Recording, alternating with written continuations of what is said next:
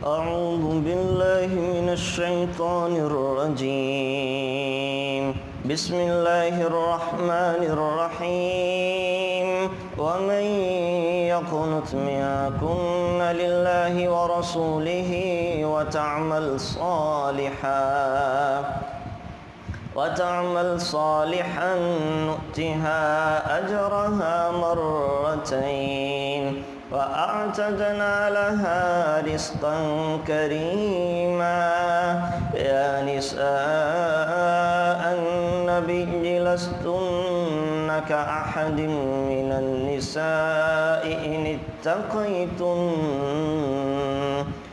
إن اتقيتن فلا تخضعن بالقول فيطمع الذي في قلبه مرض وقلن قولا معروفا. وقرن في بيوتكن ولا تبرجن تبرج الجاهلية الأولى وأقمنا الصلاة وآتينا الزكاة وأطعنا الله ورسوله إنما يريد الله ليذهب عنكم الرجس أهل البيت ويطهركم تطهيرا. واذكرن ما يتلى في بيوتكن من آيات الله والحكمة إن الله كان لطيفا خبيرا.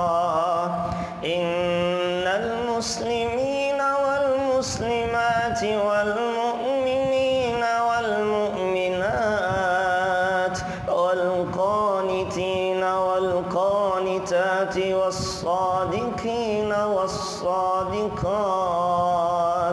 والصابرين والصابرات والخاشعين والخاشعات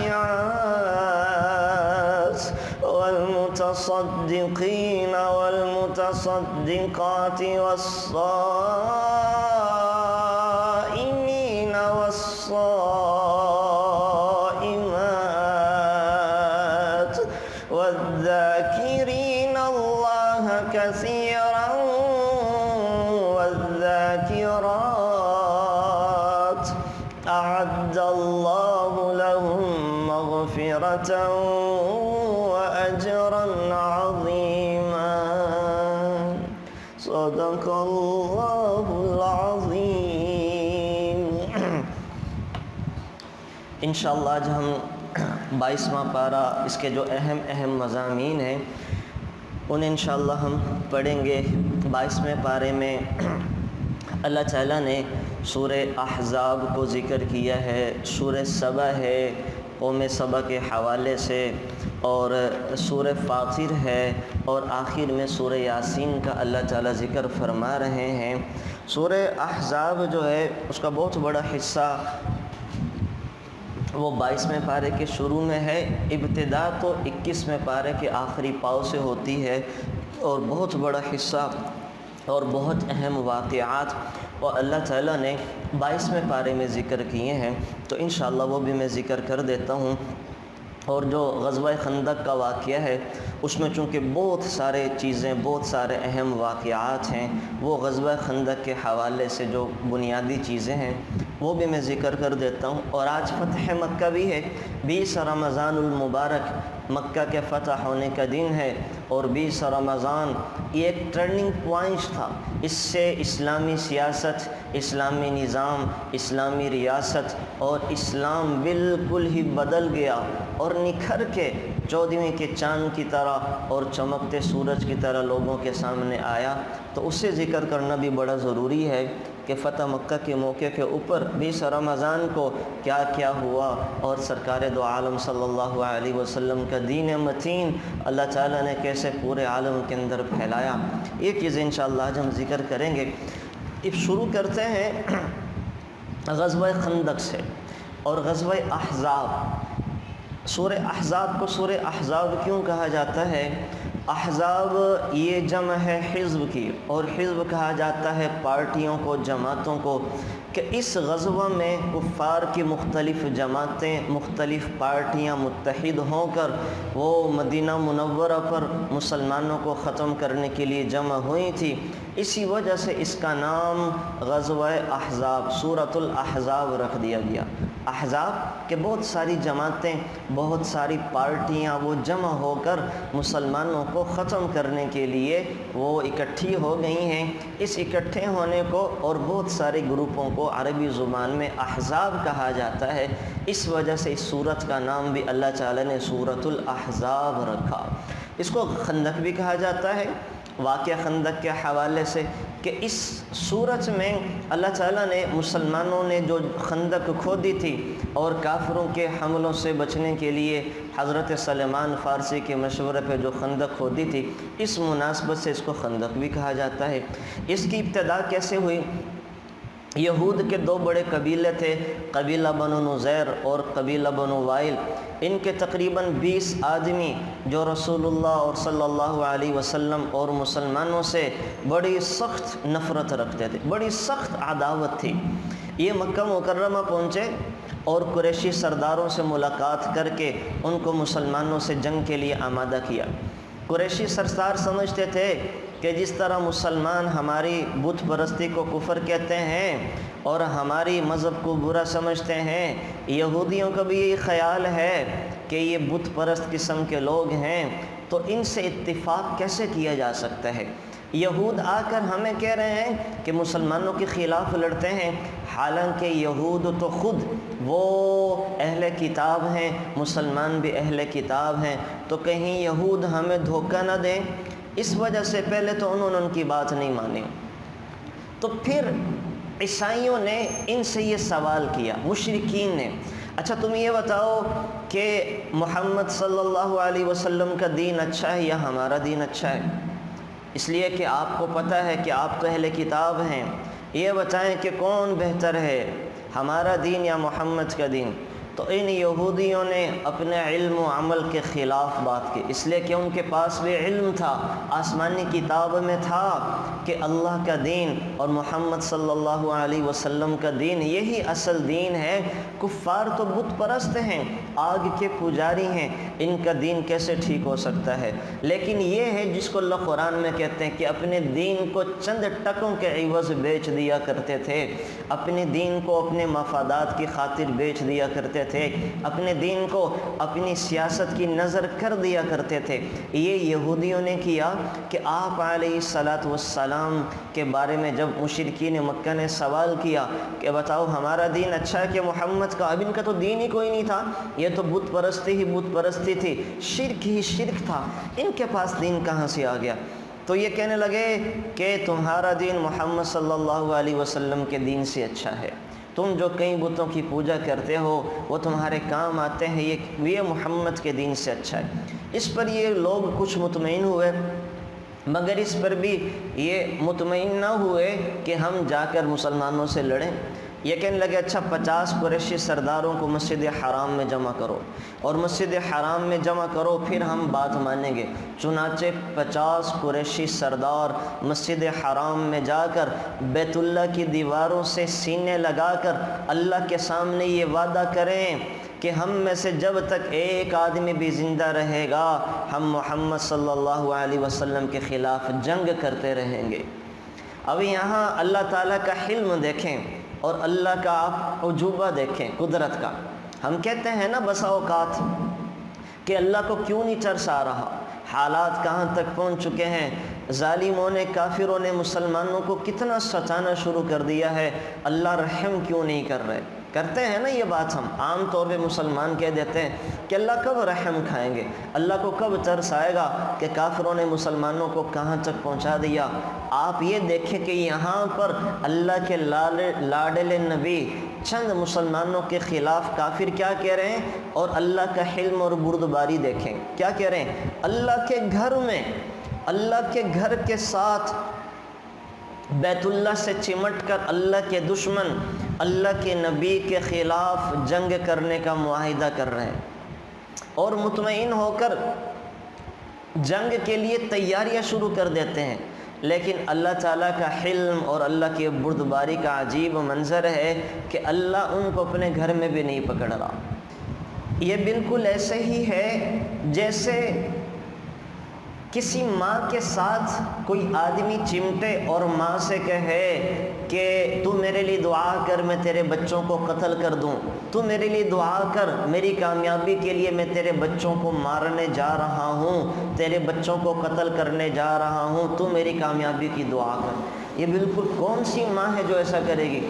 تو یہ یہود اور مشرکین مکہ اللہ کے گھر میں اللہ کے ہی نبی کو قتل کرنے کے لیے جمع ہو رہے ہیں، لیکن اللہ تعالیٰ کچھ نہیں کہہ رہا۔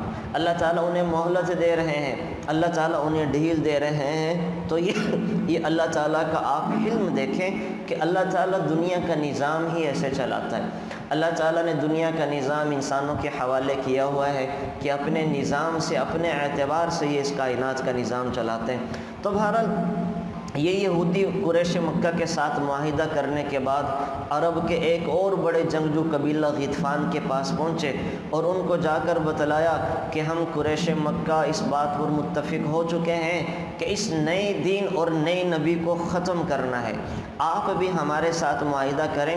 اور انہوں نے رشوت بھی دی کہ خیبر میں جس قدر کھجور ایک سال کے اندر پیدا ہوگی ہم ساری کی ساری کھجور آپ کو دے دیں گے۔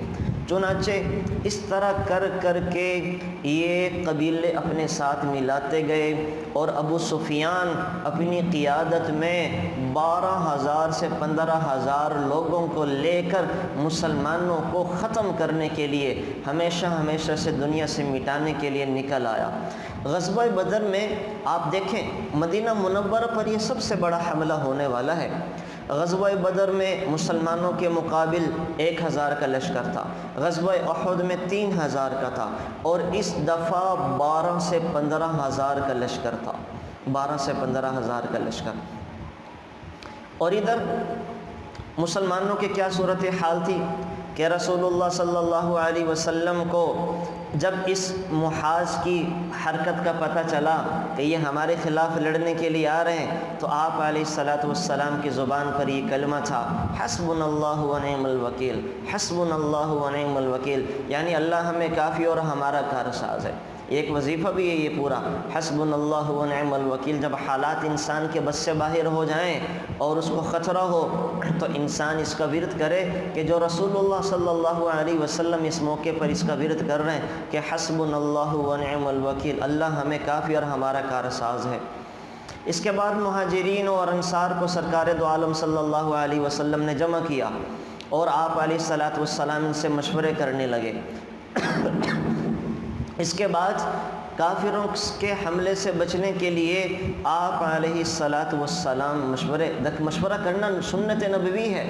حالانکہ آپ علیہ الصلاۃ والسلام کو نہیں چاہیے تھا یا بنتا نہیں تھا کہ اللہ کا نبی جن کو اللہ براہ راست ہدایات دیں، اللہ کے نبی جن کو فرشتے آ کر براہ راست مشورے کریں اور فرشتے آ کر حقائق حال سے آگاہ کرتے ہیں، تو اللہ کے نبی کا بظاہر مشورہ کرنا بنتا نہیں تھا۔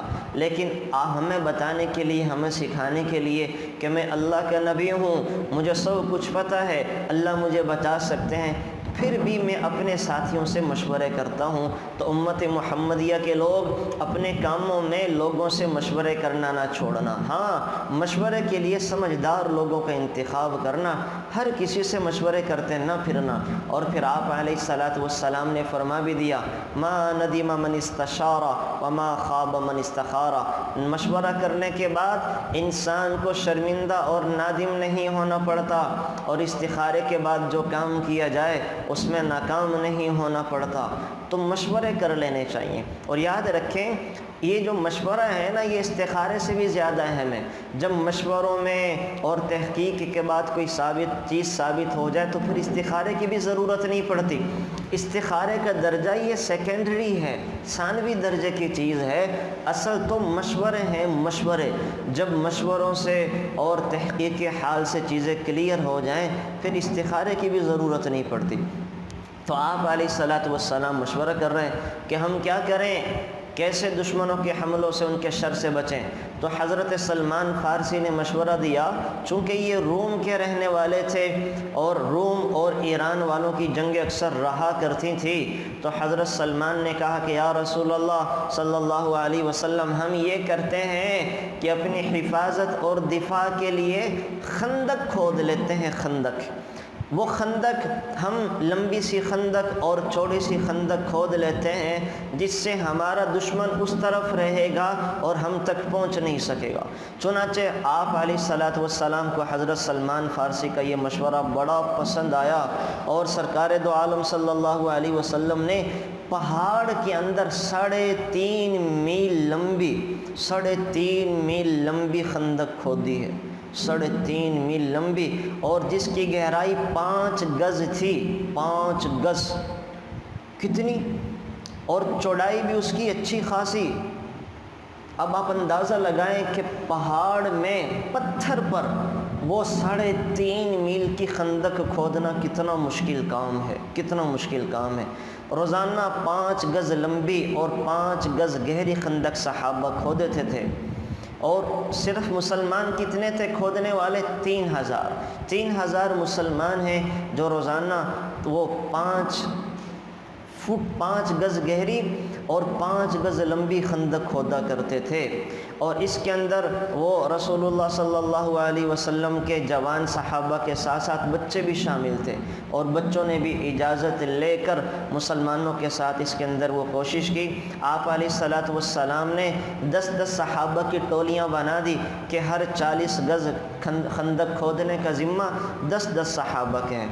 حضرت سلمان فارسی چونکہ مشورے کو دینے والے تھے اور حضرت سلمان فارسی ان میں آگے تھے، تو صحابہ میں ایک جوش پیدا ہو گیا اور سب مل کر خندق کھودنے لگے، اور ہر صحابی چاہتا تھا، انصار چاہتے تھے کہ سلمان فارسی ہمارے ساتھ مل جائیں چونکہ یہ تجربے کار ہیں، مہاجرین کہتے تھے کہ سلمان فارسی ہمارے ساتھ مل جائیں چونکہ یہ تجربے کار ہیں۔ تو رسول اللہ صلی اللہ علیہ وسلم نے فیصلہ دیا، آپ نے فرمایا سلمان منا اہل البیت، یعنی سلمان ہمارے اہل بیت میں سے ہے، سلمان ہمارے اہل بیت میں سے ہے، نہ انصار کی طرف ہوگا نہ مہاجرین کی طرف ہوگا، یہ ہمارے ساتھ مل کے کام کریں گے۔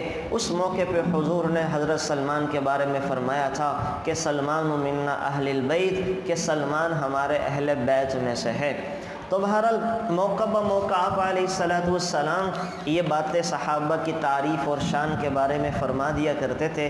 اس سے ان کی صرف ایک لڑائی جھگڑا ختم کرنا مقصود تھا، یہ مقصد نہیں تھا کہ سلمان ہمارے گھر کے لوگ بن گئے، اور یہی وجہ ہے ان چیزوں کو لے کے معاذ اللہ اہل تشیع وہ یہ باتیں اچھالتے ہیں کہ سارے صحابہ اللہ کی پناہ رسول اللہ صلی اللہ علیہ وسلم کے بعد مرتد ہو گئے، دین سے پھر گئے، سوائے سلمان فارسی ابو ذر غفاری کے اور حضرت فاطمہ حسن حسین کے۔ یہ 5 لوگ رہے جو آپ علیہ الصلاۃ والسلام کے بعد دین پر باقی رہے، باقی سارے صحابہ اللہ کی پناہ دین سے پھر گئے اور کفر اختیار کر لیا۔ وہ ان حضرات کی انہی غلط باتوں کی وجہ سے اور سمجھ نہ آنے کی وجہ سے۔ یہاں پھر ایک عجیب معجزہ ہوا، جب خندق کھود رہے تھے تو خندق کھودنے کے درمیان بہت بڑی چٹان نکل آئی۔ حضرت سلمان کو بتایا گیا کہ بہت بڑی چٹان نکل آئی ہے، تو حضرت سلمان فارسی نے بھی کوشش کی کہ اس کو ہٹائیں، لیکن وہ چٹان ہٹنے کا نام نہیں لے رہی تھی۔ تو حضرت سلمان فارسی رضی اللہ تعالی عنہ اور صحابہ مل کر یہ رسول اللہ صلی اللہ علیہ وسلم کی خدمت میں حاضر ہوئے کہ یا رسول اللہ صلی اللہ علیہ وسلم، خندق کھودنے کے درمیان بہت بڑی چٹان نکل آئی ہے اور وہ ہم سے ہل نہیں رہی ہے، کیا کریں؟ تو قربان جائیں سرکار دو عالم صلی اللہ علیہ وسلم خندق کے اندر خود اتر گئے، اور آپ علیہ الصلاۃ والسلام نے کدال اپنے دستے مبارک میں لے کر چٹان پر ایک ضرب لگائی اور یہ آیت پڑھی وَتَمَّتْ كَلِمَةُ رَبِّكَ صِدْقًا وَعَدْلًا، یعنی پوری ہو گئی نعمت آپ کے رب کی سچائی کے ساتھ۔ اس ایک ہی ضرب سے چٹان کا 1/3 حصہ کٹ گیا اور اس کے ساتھ ایک روشنی پتھر کی چٹان سے برآمد ہوئی۔ اس کے بعد آپ علیہ الصلوۃ والسلام نے دوسری ضرب لگائی اور پھر آیت پڑھی تمت کلمۃ ربک صدقا وعدلا، کہ تمہارے رب کی بات سچی ہو کر رہی۔ پھر چٹان کا ایک حصہ ٹوٹ گیا اور اس پتھر سے بھی روشنی نکلی۔ پھر تیسری مرتبہ حضور نے وہ ضرب لگائے تو چٹان بالکل مٹی کی طرح، ریزوں کی طرح پاش پاش ہو گئی اور سرکار دو عالم صلی اللہ علیہ وسلم خندق سے باہر نکل آئے۔ اس وقت سلمان فارسی نے عرض کیا یا رسول اللہ صلی اللہ علیہ وسلم، یا رسول اللہ صلی اللہ علیہ وسلم، آپ نے جتنی مرتبہ پتھر پر ضرب لگائی ہے ہر مرتبہ پتھر سے ایک روشنی نکلتی دیکھی ہے۔ حضرت سلمان نے پوچھا یہ روشنی کیا تھی؟ تو آپ علیہ الصلوۃ والسلام نے فرمایا جب میں نے پہلی ضرب لگائی تو جو روشنی نکلی اس روشنی میں نے یمن اور کسرا کے شہروں کے محلات دیکھے اور جبریل امین نے مجھے بتلایا کہ آپ کی امت ان شہروں کو فتح کرے گی۔ جب میں نے دوسری ضرب لگائی تو مجھے رومیوں کے سرخ محلات دکھائے گئے، جبرائیل نے مجھے خوشخبری دی آپ کی امت ان شہروں کو بھی فتح کرے گی، اور یہ سن کر میں مطمئن ہو گیا۔ اس وقت جو منافقین تھے نا، منافقین یہ خندق کی کھدائی میں شامل تھے، وہ آپ علیہ الصلوۃ والسلام کی یہ باتیں سن کر حیرت میں پڑ گئے اور کہنے لگے لوگوں سے دیکھو یہ محمد صلی اللہ علیہ وسلم کیسی باتیں کر رہے ہیں، انہیں اتنی دور کی سجھائی دے رہی ہے کہ کیسر و کسرا کے محلات، رومیوں کے سرخ محلات دکھ رہے ہیں، یہ اپنے آپ کو ان منافقین سے، یہودیوں سے تو بچا نہیں سکتے، مشرکین مکہ سے تو بچا نہیں سکتے، بدن پر کپڑے نہیں ہیں، پاؤں میں جوتیاں نہیں ہیں، خواب دیکھتے ہیں کیسر و کسرا کے فتح کرنے کے لیے۔ تو اس وقت جب منافقین نے یہ تانے دیے، اللہ تعالیٰ نے آیتیں اتار دیں اذ يقول المنافقون والذين في قلوبهم مرض ما وعدنا الله ورسوله الا غرورا، جب منافقین نے جن کے دلوں میں کھوٹ تھا کہنے لگے کہ اللہ اور نبی دھوکے دے رہے ہیں، اللہ اور نبی ہمیں سے دھوکے کی بات کر رہے ہیں اور ہمیں پاگل بنا رہے ہیں، کہ کیا کہہ رہے ہیں کہ اللہ تعالیٰ کیسر، ایران، فارس والوں کو سب کو تمہارے قدموں میں لا کے ڈال دے گا۔ لیکن اللہ کے نبی کی بات سچی تھی اور اللہ تعالیٰ نے پھر کچھ ہی سالوں کے بعد روم بھی فتح کروا دیا، ایران بھی فتح کروا دیا، یمن بھی فتح کروا دیا، حبشہ بھی فتح کروا دیا، ساری دنیا کو رسول اللہ صلی اللہ علیہ وسلم کے غلاموں کے قدموں میں لا کے ڈال دیا۔ تو یہاں پہ ایک واقعہ یہ پیش آیا، یہ جو چٹان کے توڑنے کے وقت کا واقعہ ہے نا، تمت کلمۃ ربک صدقا وعدلا لا مبدل لکلماتہ، اس آیت سے پتہ چلتا ہے کہ کسی مشکل کو حل کرنے کے لیے یہ آیت پڑھنا بھی بڑا مجرب نسخہ ہے، مشکل کو حل کرنے کے لیے۔ دیکھیں رسول اللہ صلی اللہ علیہ وسلم کے سامنے بظاہر ایک ناممکن کام تھا، ایک چٹان کو توڑنا جو اپنی جگہ سے ہل کوئی نہیں رہی ہے، توڑنا ایک مشکل کام تھا۔ تو رسول اللہ صلی اللہ علیہ وسلم اس چٹان کو توڑتے وقت کیا تلاوت فرما رہے ہیں؟ تمت کلمۃ ربک صدقا وعدلا، تمت کلمۃ ربک صدقا وعدلا لا مبدل لکلماتہ وہو السمیع العلیم۔ تو مشکل کو آسان کرنے کے لیے یہ بھی ایک محمدی وظیفہ ہے جو پڑھا جاتا ہے۔ چنانچہ 3.5 میل لمبی خندق 6 دن کے مکمل ہو گئی۔ ادھر خندق کی کھدائی کے دوران ایک اور واقعہ پیش آیا کہ حضرت جابر رضی اللہ تعالی عنہ نے جب آپ علیہ الصلوۃ والسلام کو دیکھا کہ آپ علیہ الصلوۃ والسلام پر بھوک کا اثر ہے اور صحابی سے میرے نبی کی بھوک نہیں دیکھی جا رہی تھی، تو دوڑے دوڑے اپنی بیوی کے پاس گئے اور جا کر کہنے لگے کہ تمہارے پاس کچھ کھانے کو ہے؟ آپ علیہ الصلوۃ والسلام پر بھوک کا اثر دیکھا نہیں جاتا۔ میرے نبی نے وہ 2 پتھر باندھے ہوئے، صحابہ نے خندق کی کھدائی کے دوران جب کچھ کھانے پینے کو نہیں ملا ہے تو کیا کیا؟ پتھر اپنے پیٹوں پر باندھ لیے کہ پتھر پیٹ کے ساتھ جب چپکے رہیں گے تو ہمارا پیٹ تھوڑا آسرے میں رہے گا۔ ایک صحابی نے پتھر اٹھا کے دکھایا تو میرے نبی کے پیٹ پر 2 پتھر بندھے ہوئے تھے۔ تو یہ بھوک صحابہ سے، حضرت جابر سے برداشت نہیں ہوئی کہ میرے نبی کی یہ حالت ہے۔ بیوی کو کہا کہ کچھ ہے؟ بیوی نے بتایا کہ ہمارے گھر میں تھوڑی سی جو ہے اس کو پیس کر میں آٹا بنا لیتی ہوں، یعنی ایک ساتھ تقریباً 3.5 کلو ہمارے گھر میں جو ہے جو کا آٹا پیس لیتی ہوں، اور ایک بکری کا بچہ ہے اس کو ذبح کر کے کھانا اور سالن بنا لیتے ہیں۔ اور تم ایسا کرو کہ آپ علیہ السلام کو بلا لاؤ، اور آپ علیہ السلام کو بلانے کے لیے جب جانا تو اعلان نہ کرنا کہ مجمع بہت زیادہ ہے، 3000 صحابہ ہیں، بلکہ آپ علیہ السلام کو اکیلے بلا کے بتا دینا کہ تھوڑا سا گوشت ہے اور 3.5 کلو جو کی روٹیاں ہیں، تاکہ حضور علیہ السلام کسی بڑے مجمع کو نہ لے آئیں۔ اگر زیادہ مجمع آ گیا اور ہمارے ہاں کھانے کو کم ہوا تو ہماری رسوائی اور ذلت ہو جائے گی۔ رسوائی، اور عرب تو بڑے مہمان نواز تھے، وہ تو رج رج کے سیر کر کے کھلایا کرتے تھے، تو اس وجہ سے کہا کہ جتنوں کو بلانے کی اور کھلانے کی طاقت ہے اتنوں کو بلانا، زیادہ کو نہ بلانا۔ اب حضرت جابر نے رسول اللہ صلی اللہ علیہ وسلم کو ساری صورتحال بتا دی کہ گھر میں ایک بکری کا بچہ ذبح کیا کھانا بن رہا ہے اور 3.5 کلو جو کا آٹا تھا، روٹیاں پک رہی ہیں، تو آپ اتنے ہی ساتھیوں کو لے آئے۔ مگر میرے نبی نے پورے لشکر میں اعلان کر دیا، چلو جابر کے گھر دعوت ہے، چلو جابر کے گھر دعوت ہے۔ اب حضرت جابر حیران تھے کہ یہ آپ علیہ السلام نے کیا کیا، یہ تو 5-7 لوگوں کا کھانا تھا اور میرے نبی نے 3000 میں اعلان کر دیا کہ چلو جابر کے گھر دعوت ہے۔ حضرت جابر حیران، گھر پہنچے، اہلیہ کو بتایا تو وہ بھی بڑی پریشان ہوئی کہ کیسے یہ کھانا سب کو پورا ہوگا۔ پھر اہلیہ نے پوچھا کہ آپ علیہ السلام کو بتایا تھا تم نے؟ کہنے لگے ہاں میں نے بتایا تھا۔ تو اہلیہ مطمئن ہو گئی کہ پھر ہمیں کوئی فکر نہیں ہے، رسول اللہ خود سنبھال لیں گے۔ جب حضور کو پتہ ہے اور حضور نے اعلان کیا ہے، حضور خود سنبھال لیں گے۔ اب وہ روٹیاں بن کر سالن ہنڈیا میں پک کر رسول اللہ کے سامنے آ گیا تو آپ علیہ السلام خود اپنے دست مبارک سے روٹیاں نکالتے رہے اور سالن دیتے رہے، اور پلیٹوں میں ڈال ڈال کے سالن صحابہ کے پاس جاتا رہا۔ 3000 کا مجمع وہ 3.5 کلو جو کی روٹیاں کھا کھا کے سیر ہو گیا۔ 3000 کا مجمع ایک بکری کے بچے کا گوشت کھا کھا کے سیر ہو گیا۔ حضرت جابر فرماتے ہیں کہ سارے مجمع کے لوگ فارغ ہو کر سیر ہو گئے، مگر ہماری ہنڈیا میں گوشت کم نظر نہیں آتا تھا۔ گوشت بھی اتنے کا اتنا ہے اور روٹیاں بھی گندی کی گندی ہیں۔ یہ میرے نبی کا معجزہ ظاہر ہوا کہ میرے نبی کی برکت سے اللہ تعالیٰ نے سارے صحابہ کو کھلا پلا دیا اور سارے صحابہ سیر ہو گئے۔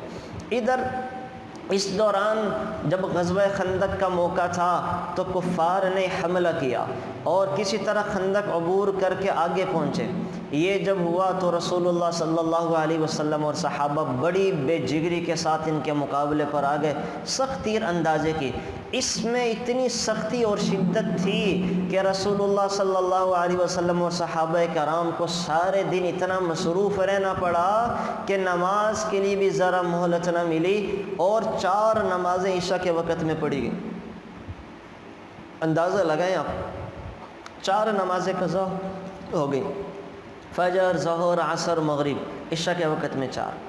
تو یہ اللہ تعالیٰ نے جو نمازیں قضا کروائی ہیں ہمیں بتانے کے لیے کہ انسان کمزور ہے اور اس سے نمازیں بھی قضا ہو سکتی ہیں، مجبوری کی وجہ سے نمازیں چھوٹ بھی سکتی ہیں، حالات اور پریشانیوں کی وجہ سے نمازیں چھوٹ بھی سکتی ہیں، تو کوئی پریشانی کی بات نہیں ہے۔ میرے نبی سے بھی دین کے کام میں لگنے کی وجہ سے چھوٹ گئی تھی، لیکن وہ اس پر مطمئن نہیں ہونا چاہیے بلکہ ان کو قضا کر لینا چاہیے۔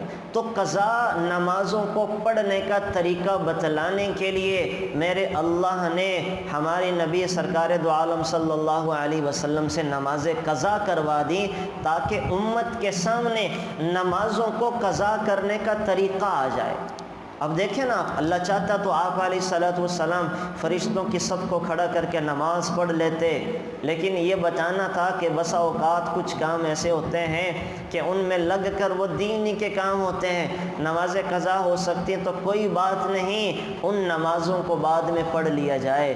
تو قضا نمازوں کا طریقہ ہمیں بتانے کے لیے اللہ تعالیٰ نے یہ نماز قضا کروا دی۔ ادھر جو ہے آپ علیہ السلام پر اور مسلمانوں پر جب شدت بڑھی پڑی تو آپ علیہ الصلوۃ والسلام نے کافروں کے لیے بد دعا کی، اور 3 روز پیر منگل بدھ میں مسجد فتح کے اندر مسلسل، جو یہ مدینہ منورہ میں مسجد فتح ہے، یہاں میرے نبی مسلسل ان کافروں کو شکست دینے کے لیے دعا کرتے رہے۔ تیسرے دن بدھ کے دن ظہر و عصر کے درمیان دعا قبول ہوئی، اور رسول اللہ صلی اللہ علیہ وسلم نے صحابہ کو خوشخبری سنا دی کہ اللہ تعالیٰ نے دعا سن لی۔ اب اللہ تعالیٰ نے دعا سنی کیسے، قبول کیسے فرمائی؟ تو اللہ اسباب بناتا ہے۔ تو اللہ تعالیٰ نے انہی کے اندر سے لوگ پیدا کر دیا۔ نعیم بن مسعود یہ انہی میں سے تھے، تو یہ مسلمان ہو گئے، یہ مسلمان ہو گئے۔ آپ علیہ الصلوۃ والسلام کی خدمت میں حاضر ہوئے اور کہا یا رسول اللہ صلی اللہ علیہ وسلم، میں آپ کے ہاتھ پر اسلام قبول کرتا ہوں۔ تو اللہ تعالیٰ نے کافروں ہی میں سے ان کو شکست دینے کے لیے، مسلمانوں کو جیت دینے کے لیے انہی میں سے ایک بندہ تیار کر دیا اور مسلمانوں کی جھولی میں لا کے ڈال دیا، اور پھر حضور نے انہی کو کہا کہ آپ جا کر ان میں پھوٹ ڈالیں۔ دیکھیں سیاست کے اندر یہ جائز چیزیں بھی ہوتی ہیں۔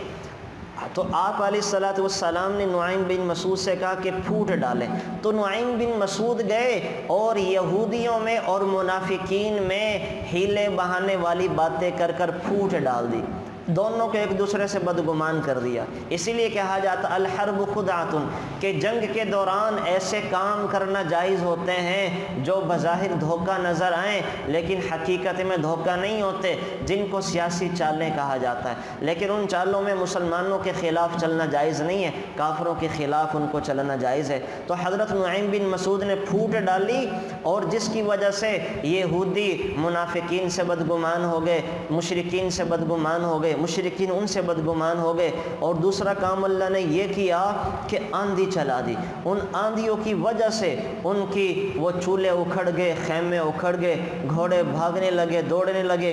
ادھر آپ علیہ الصلوۃ والسلام نے جب پھوٹ ڈل گئی تو مجمع میں کہا کون ہے جو ان منافقین کی خبر لے کر آئے گا، کون ہے جو اس مجمع والوں کی خبر لے کر آئے گا۔ 3 دفعہ کہا تو سردی بڑی تھی، ٹھنڈ انتہا کی ٹھنڈ تھی، تو حضرت حذیفہ کھڑے ہو گئے، تو کہا میں جاتا ہوں اور میں خبریں لے کے آتا ہوں۔ تو حضرت حذیفہ جاسوس بن کر گئے۔ تو یہاں سے اسلام نے یہ طریقہ بھی بتایا کہ جاسوسی کرنا بھی اسلام کو فائدہ پہنچانے کے لیے اور کافروں کو نقصان پہنچانے کے لیے جائز ہے۔ تو حضرت حذیفہ جاسوس بن کے گئے، انہوں نے وہاں جاسوسی کی، اور جناب جو ہے وہ کیسی کیسی صحابہ کی خبریں۔ ابو سفیان جو تھے تو یہ اپنے لشکر کو یہ خبر دینے والا تھا کہ واپس چلتے ہیں اور ہم مسلمانوں سے نہیں جیت سکتے اور ہمارا نقصان ہونے لگا ہے۔ تو ابو سفیان نے یہ خبر دینے سے پہلے لوگوں سے کہا کہ اپنے دائیں بائیں دیکھ لو کہیں کوئی جاسوس تو نہ ہو۔ تو حضرت حذیفہ نے کیا چالاکی کی، اور اپنے ساتھ والے کا ہاتھ پکڑ لو۔ حضرت حذیفہ نے اپنے ساتھ والے کا ہاتھ پہلے پکڑ لیا اور کہا کہ بھئی کون ہو، اپنا پتہ بتاؤ۔ بجائے کوئی ان سے پوچھتا، انہوں نے پہلے پوچھ لیا۔ تو اسلام نے ہمیں جاسوسی کے طریقے بھی بتائے، اسلام نے سیاست کے طریقے بھی بتائے، اسلام نے صرف عبادات نہیں سکھائی ہیں، اسلام نے تو بہترین سیاست تو سکھائی اسلام نے کہ سیاست سے تو ملکوں کا نظام چلتا ہے۔ اسلام نے تو جاسوسی سکھائی ہے کہ بہترین انٹیلیجنس کیسے بنائی جاتی ہیں۔ تو میرے نبی کی صحابہ میں، فوج میں ہر طرح کے لوگ تھے کہ خبریں جاسوسیاں کیسے کی جاتی ہیں اور مسلمانوں کو فتح یاب دلانے کے لیے کیا کیا کام کیے جاتے ہیں۔ تو بہرحال یہاں اللہ تعالیٰ نے آندھیاں چلا دی، ان میں پھوٹ ڈلوا دی، اور آپ علیہ الصلوۃ والسلام کی دعا اور صحابہ کی محنت کی برکت سے اللہ تعالیٰ نے مسلمانوں کو فتح یاب کر دیا۔ اور یوں جو ہے یہ غزوہ جو خندق تھا یہ مسلمان جیت گئے، اور کافروں کو اللہ تعالیٰ نے بڑی زبردست قسم کی شکست عطا فرمائی، جس کے بعد دوبارہ ان میں لڑنے جھگڑنے کی ہمت پیدا نہیں ہوئی۔ یہ ایک واقعہ یہاں پر پیش آیا جو غزوہ خندق کے اندر بڑا اہم اور بڑا ناگزیر واقعہ تھا۔ پھر آگے چل کر اللہ تعالیٰ وَمَن يَقْنُتْ مِنكُنَّ لِلَّهِ وَرَسُولِهِ وَتَعْمَلْ صَالِحًا نُؤْتِهَا أَجْرَهَا مَرَّتَيْنِ، یہاں پر کچھ چیزیں ذکر کر رہے ہیں۔ ہوا کیا تھا، جب یہ فتوحات ہوئیں غزوہ خندق کے موقع کے اوپر اور اس کے بعد کچھ فتوحات ہوئیں، تو ازواج مطہرات نے جمع ہو کر رسول اللہ صلی اللہ علیہ وسلم سے مطالبہ کیا کہ ہمارا نان نفقہ بڑھا دیا جائے۔ ہوا یہ تھا کہ غزوہ احزاب کے بعد جب بنو نذیر پھر بنو قریظہ کی فتوحات ہوئیں تو مسلمانوں کے ہاتھ بہت سارا مال غنیمت آیا، بہت سارا مال غنیمت آیا۔ تو ازواج مطہرات کو ایک خیال آیا کہ ان اموال غنیمت میں سے آپ علیہ السلام نے بھی اپنا حصہ رکھا ہوگا کہ حضور کا 5واں حصہ ہے۔ تو وہ سب جمع ہو کر کہنے لگیں کہ یا رسول اللہ، یہ کیسر و کسرا کی بیویاں تو طرح طرح کے زیورات اور قیمتی لباسوں میں رہتی ہیں اور ان کی خدمت کے لیے کنیزیں حاضر ہوتی ہیں، اور ہمارا فقر و فاقہ کا حال آپ کے سامنے ہے، اس لیے اب اللہ نے آپ پر وسعت کر دی ہے تو آپ ہمارا خرچہ بڑھا دیں، ہمارا خرچہ بڑھا دیں۔ رسول اللہ صلی اللہ علیہ وسلم نے اپنی بیویوں کی طرف سے مطالبہ سن کر ان سے کہا، وہ معاملہ جو دنیا داروں کے ساتھ کیا جاتا ہے اور دنیا دار عورتیں اپنے ساتھ کرتی ہیں، کیا تم بھی ویسا کرنا چاہ رہی ہو؟ تو انہوں نے ازواج مطہرات نے وقتی طور پر میرے نبی کی قدر نہ پہچانی، ان کو نہیں پتہ تھا کہ اس سے آپ علیہ السلام کو تکلیف پہنچے گی اور آپ علیہ السلام پریشان ہوں گے۔ تو اللہ تعالیٰ نے یہاں پر پھر آیتیں اتار دیں۔ کیا آیتیں اتار دیں؟ ان کنتن تردن الحیات الدنیا وزینتها فتعالین امتعکن واسرحکن سراحا جمیلا۔ اگر آپ کو دنیا کی چیزیں چاہیے، اگر آپ کو دنیا کا ساز و سامان چاہیے تو آئیں پھر میں آپ کو طلاق دے دیتا ہوں اور طلاق لے کر اپنے اپنے گھروں میں چلی جائیں۔ اور اگر اللہ کے نبی کے ساتھ رہنا چاہتی ہیں تو اللہ کے نبی کے ساتھ تو ایسے ہی رہنا پڑے گا، اللہ کے نبی کے ساتھ تو تنگیاں برداشت کرنی پڑیں گی، اللہ کے نبی کے ساتھ تو آزمائشوں میں رہنا پڑے گا، اور جو درجات ملیں گے آپ کو وہ سارے کے سارے آخرت میں ملیں گے، آخرت میں ملیں گے۔ اور یہی وجہ تھی کہ میرے نبی کی صحبت میں پھر رہنے کی وجہ سے جب بعد میں صحابہ کرام ازواج مطہرات کو ہدیہ دیا کرتے تھے، 1,00,000 درہم یعنی ایک ہی دن میں کروڑوں کروڑوں روپے دیا کرتے تھے، تو حضرت عائشہ جیسی خاتون وہ کروڑوں روپے ایک دن میں خرچ کر دیتی تھی، اپنے گھر میں گوشت بنانے کے لیے بھی پیسے نہیں رکھا کرتی تھی کہ آپ علیہ السلام نے ایسی تربیت کی تھی۔ تو اللہ نے آپ کو اختیار دیا، اگر چاہیں تو طلاق لے کے اپنے گھر چلی جائیں، اگر میرے پاس رہنا ہے تو پھر جو ہے وہ ایسے ہی زندگی گزارنی پڑے گی۔ حضرت عائشہ نے کہا، حضرت عائشہ کو آپ علیہ السلام نے کہا تھا کہ عائشہ دیکھو جلدی نہ کرنا، اپنے والدین سے مشورہ کر کے جواب دینا، اللہ تعالیٰ نے تمہیں اختیار دیا ہے، فیصلہ کرنے میں جلدی نہ کرنا، اپنے والدین سے مشورہ کرنا۔ کیونکہ حضرت آپ علیہ السلام جانتے تھے کہ جب عائشہ اپنے ابا سے اماں سے مشورہ کریں گی تو وہ کبھی بھی جدائی کا نہیں کہیں گے، لیکن حضرت عائشہ نے جب یہ سنا تو فوراً عرض کیا کہ میں اس معاملے میں والدین سے مشورہ کیا کروں، میں تو آخرت کو دنیا پر ترجیح دے دوں، میں کسی سے مشورہ نہیں کرتی، میں آپ کے ساتھ رہنا چاہتی ہوں، مجھے دنیا نہیں چاہیے۔ حضرت عائشہ کا یہ کہنا تھا کہ ساری بیویوں ہی نے یہ کہا کہ ہمیں دنیا نہیں چاہیے، ہمیں اللہ کے نبی چاہیے، ہم آخرت میں آپ کے ساتھ رہنا چاہتی ہیں، دنیا میں بھی آپ کے ساتھ رہنا چاہتی ہیں۔ تو یہ آپ علیہ السلام نے ایک واقعہ پیش آیا تھا، اور اس موقع پر آپ علیہ السلام 1 مہینے تک اپنی بیویوں کو چھوڑے رکھا ہے، چوبارے پر رہے ہیں، اوپر اپنے کمرے میں چلے گئے، چوبارے میں چلے گئے، وہاں 1 مہینہ گزارا ہے، اور 1 مہینہ بیویوں سے ناراض رہے ہیں کہ میری بیویوں نے دنیا کا مطالبہ کیوں کر دیا، میری بیویوں نے ہم سے دنیا کیوں مانگ لی۔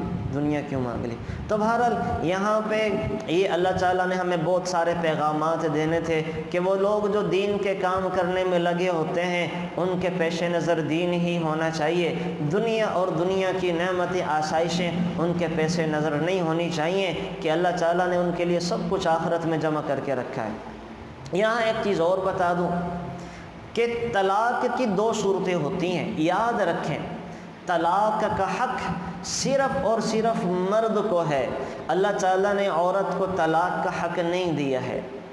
ہاں ایک صورت میں عورت کو طلاق کا حق ہے، وہ جب حق کے طلاق عورت کے سپرد کر دیا جائے کہ اگر وہ چاہے اپنے آپ کو طلاق دے کر خامن سے آزاد کر لے، یہ ایک طریقہ ہے۔ جیسے اس آیت میں اللہ تعالیٰ نے رسول اللہ صلی اللہ علیہ وسلم سے کہا کہ آپ اپنی بیویوں سے کہہ دیں کہ اگر تم علیحدہ ہونا چاہتی ہو تو علیحدہ ہو جاؤ، یعنی یہ کہنا کہ تم علیحدہ ہونا چاہتی ہو تو علیحدہ ہو جاؤ یہی طلاق ہے۔ اگر وہ علیحدہ ہو جاتی ہے طلاق ہو جاتی، پھر وہ طلاق کے الفاظ کہنے کی ضرورت نہیں تھی۔ تو یہاں پہ یہ پتہ چلا کہ جب میاں بیوی کی طبیعتوں میں مناسبت نہ ہو تو مستحب یہ ہے کہ بیوی کو اختیار دیا جائے کہ شوہر کی موجودہ حالت پر قناعت کر کے ساتھ رہنا چاہے تو رہے، ورنہ سنت کے مطابق طلاق دے کر کپڑے کے جوڑے دے کر عزت کے ساتھ رخصت کر دیا جائے۔ یہاں سے یہ بھی پتہ چلا ہے کہ اگر مزاج میں موافقت نہیں ہے، اب یہاں پہ کیا تھا، اگر تم دنیا چاہتی ہو تو میں تو تمہیں دنیا دے نہیں سکتا۔ میں آپ کو سیدھے الفاظ میں کھل کے بیان کر رہا ہوں کہ اللہ کے نبی کیا کہہ رہے ہیں کہ بھئی اگر تمہیں دنیا چاہیے تو میں تمہیں دنیا دے نہیں سکتا، آخرت چاہیے تو میرے ساتھ رہتی رہو، میں تیار ہوں، اور دنیا چاہیے تو تمہیں اختیار ہے، علیحدہ ہونا چاہو تو ہو جاؤ، تم آزاد ہونا چاہو تو آزاد ہو جاؤ، جانی چاہو تو چلی جاؤ۔ انہوں نے یہ بات کہنا ہی یہ طلاق کے مترادف تھا، طلاق کے مترادف تھا۔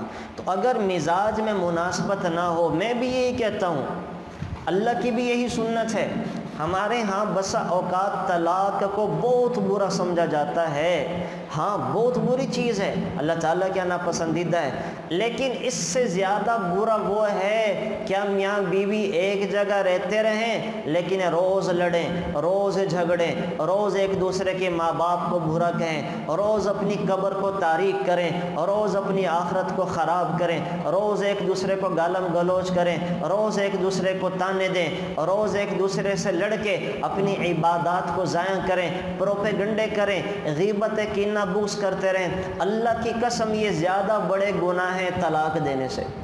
ہمارے کلچر میں چونکہ اللہ معاف فرمائے بڑے مسائل ہیں نا، چونکہ ہندوؤں کا کلچر ہے ہمارا، تو طلاق نہیں دیتے کہ آگے بچیوں کی شادی نہیں ہوگی۔ عربوں کے ہاں یہ مسائل نہیں تھے، وہاں اگر کسی عورت کو 4 دفعہ طلاقیں ہو گئیں، 3 خاوندوں سے وہ شادی کر کے آئی ہیں، تو پھر بھی ان کے لیے مرد حاضر ہوا کرتے تھے نکاح کرنے کے لیے۔ وہاں کا کلچر اور تھا، وہاں یہ مسائل نہیں تھے، لیکن ہمارے ہاں چونکہ آگے بچیوں کی شادیاں نہیں ہوتی، مطلقہ سے کوئی شادی نہیں کرتا، تو بڑے مسائل ہوتے ہیں۔ لیکن میں پھر عرض کر رہا ہوں، یہ طلاق نہ دینے سے بڑے مسائل اور زیادہ جرائم ہیں کہ لڑنا جھگڑنا اور جناب گالم گلوچ کرنا، دونوں خاندانوں کے اندر قطع تعلقی کا ہو جانا، پھر ایک دوسرے کے ماں باپ بہن بھائیوں کو برا بھلا کہنا، گالیاں دینا، اور جناب پروپیگنڈے کرنا، کینہ بغض رکھنا، اور اس سے پھر ہمارا سارا کلچر اسی سے بگڑتا ہے، ہمارا سارا معاشرہ خاندان اسی سے ٹوٹتا ہے، انہی پروپیگنڈوں میں سازشوں میں لگ کے کہ ہم زندگی گزار دیتے ہیں۔ یہ زیادہ خطرے کی چیزیں ہیں، یہ زیادہ خطرناک باتیں ہیں۔ تو اس کی وجہ سے شریعت نے یہ اختیار دیا کہ اگر مزاج میں مناسبت نہیں ہے علیحدہ ہو جاؤ، خامندوں سے علیحدہ ہو جاؤ۔ اور یہاں پر میں ایک اور چیز ذکر کرتا ہوں کہ دیکھیں آج کل کے مرد بھی بڑے چالاک ہو گئے ہیں کہ وہ کیا کرتے ہیں، نکاح کے موقع کے اوپر حق مہر میں وہ کئی دفعہ پیسے زیادہ لکھ دیتے ہیں، اور بعد میں کوئی لڑائی جھگڑا ہوتا ہے تو طلاق نہیں دیتے، عورتوں سے کہتے ہیں کہ خلا لے لو، کہ اگر ہم طلاق دیں گے تو ہمارے اوپر کئی ذمہ داریاں آ جائیں گی، خلا لے لو، خلا لے لو۔ حالانکہ یاد رکھیں جو عدالتی خلا ہوتا ہے، عدالتی خلا یہ اس کا اعتبار ہی کوئی نہیں ہے جب تک خاوند میں کوئی بہت بڑا عیب نہ ہو، یا تو خاوند ہی کیا نامرد ہو، یا خاوند ہی غائب ہو جائے، پتہ ہی نہ چلے 4 سال تک، نہ عطا نہ پتہ نہ خیر خبر کچھ بھی نہیں، یا خاوند جو ہے ظلم زیادتی کرتا ہو، نہ کھلاتا ہو نہ پلاتا ہو نہ گھر دیتا ہو۔ یہ 3-4 چیزیں ہیں جن کی وجہ سے خلا لیا جا سکتا ہے، ورنہ ان کے علاوہ اگر عدالت جو خلا دیتی ہے کہ 3 نوٹس بھیجے، مرد وہاں پر نہیں آیا، اور نہ آنے کے بعد عدالت نے نوٹس جاری کر دیا کہ جناب اب آپ کو طلاق ہو گئی ہے، یاد رکھیں عدالت کے اس کھلے کا کوئی اعتبار نہیں ہے، وہ خاتون اب بھی اپنے میاں کے نکاح میں ہے، آگے اس کا نکاح جائز نہیں ہے۔ اگر وہ نکاح کرتی ہے تو یہ نکاح پر نکاح ہے، یہ نکاح ہوتا ہی کوئی نہیں ہے، یہ منعقد نہیں ہوتا۔ اس کا بہترین حل اللہ تعالیٰ نے ہمیں اس آیت میں بتایا ہے کہ خدا نہ خواستہ اگر خاندان والوں کو یہ خطرہ ہو کہ یہ لڑکا بعد میں مسئلہ کرے گا یا اس کو موقع دینے میں مسئلہ ہے، تو نکاح نامے میں اختیار لکھوا لیا کریں کہ اگر بھئی تم نے یہ حرکتیں کی، یہ گڑبڑے کی، یہ مسئلے کیے، تو عورت کو طلاق دینے کا اختیار ہے۔ اگر پھر خدا نہ خواستہ مرد کچھ گڑبڑے کرتا ہے، مسئلے کرتا ہے، تو عورت کہہ دے کہ میں نے اپنے آپ کو تم سے آزاد کر لیا، تو طلاق ہو جائے گی۔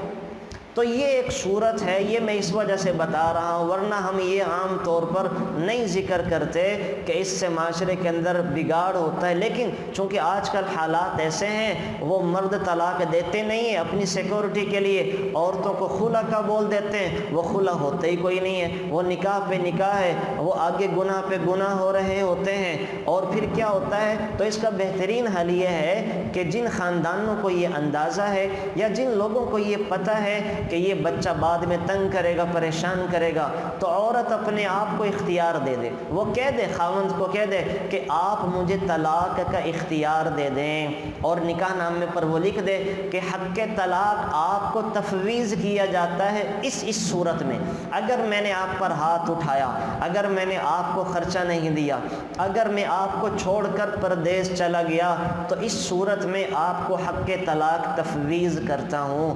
اب اگر خدا نہ خواستہ وہ پردیس چلا جائے آئینہ، تو عورت نے اگر کہا کہ میں نے اپنا حق طلاق استعمال کرتے ہوئے اپنے آپ کو آزاد کر لیا، تو طلاق ہو جائے گی، وہاں خاوند کو طلاق دینے کی ضرورت ہی نہیں۔ خدا نہ خواستہ خاوند عورت پہ، بیوی پہ ہاتھ اٹھاتا ہے، اور وہاں اس نے کہا تھا کہ اگر میں نے تم پر ہاتھ اٹھایا تو حق طلاق تو میں تفویض کرتا ہوں، تو عورت بعد میں اگر کہہ دے کہ چونکہ آپ نے ہاتھ اٹھایا، میں نے اپنا طلاق کا حق استعمال کرتے ہوئے حق طلاق کا تفویض میں نے اپنے آپ کو آزاد کر لیا، تو وہاں بھی اس کو طلاق ہو جائے گی۔ تو بہرحال یہ کچھ مسائل ہیں، ان کے بارے میں ہمیں وہ علماء سے رائے لے لینی چاہیے، تو وہ زیادہ مسائل سے بچنے کے لیے انسان جو ہے وہ ان چیزوں کو اختیار کر لے۔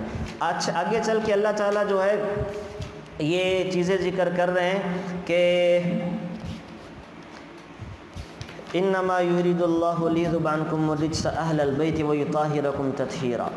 یہ اللہ تعالیٰ کہہ رہے ہیں کہ اللہ تعالیٰ چاہتے ہیں، یہ حضور کی شان کے بارے میں کہہ رہے ہیں، آپ علیہ الصلوۃ والسلام کی بیویوں کے بارے میں، کہ اللہ نے ارادہ کر لیا ہے کہ آپ علیہ الصلوۃ والسلام کی بیویوں سے ناپاکی کو، گندگی کو دور کر لیں اور ان کو پاک کر دیں۔ تو اہل بیت کا مسئلہ یہاں سے چھڑا ہے۔ اصل میں یاد رکھیں، جو ہمارے یہاں اہل بیت مشہور ہیں، ہم کسے سمجھتے ہیں؟ 5 لوگوں کو، حضرت حسن حسین، حضرت فاطمہ، حضرت علی اور محمد صلی اللہ علیہ وسلم، جنہیں شیعہ حضرات 5 تن پاک کہتے ہیں، اہل تشیع، اور ان کو اہل بیت کہتے ہیں۔ یاد رکھیں، اللہ تعالیٰ نے قرآن کریم میں تو میرے نبی کی بیویوں کو اہل بیت کہا ہے، اصل تو یہ اہل بیت ہیں جنہیں اللہ تعالیٰ سورہ احزاب کی اس آیت میں ذکر فرما رہے ہیں، انما یرید اللہ لیذھب عنکم الرجس اہل البیت۔ اللہ تعالیٰ نے اپنے نبی کی بیویوں سے گندگی کو دور کرنے کا ارادہ کر لیا ہے۔ تو یہ تو اہل بیت تو اصل میں اللہ نے کس کو کہا؟ آپ علیہ الصلوۃ والسلام کی بیویاں یہ اہل بیت ہیں۔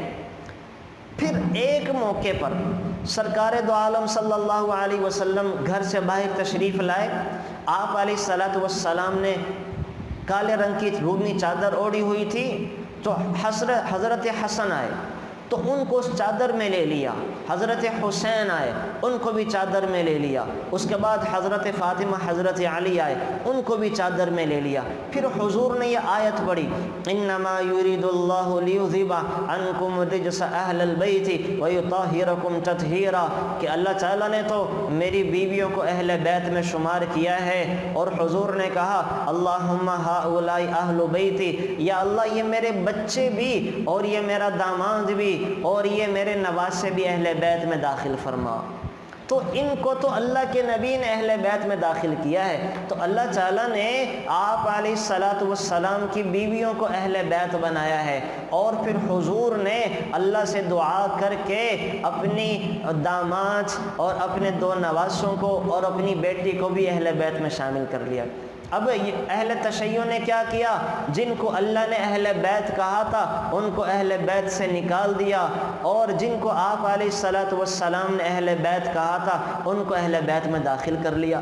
تو کیا یہ ظلم زیادتی نہیں ہے کہ اصل میں تو جو اہل بیت ہیں میری نبی کی بیویاں، ان کے اہل بیت سے نکال دیے جائے، اور جن کو اللہ کے نبی اہل بیت کرے صرف ان اہل بیت کہا جائے؟ تو اب جو ہیں آپ علیہ الصلوۃ والسلام کی بیویاں قرآن کریم کی روح سے اہل بیت ہیں، اور جو ہے وہ آپ علیہ الصلوۃ والسلام کا یہ پاکیزہ گھرانہ حسن، حسین، علی و فاطمہ یہ میرے نبی کے فرمان کی وجہ سے اہل بیت ہیں۔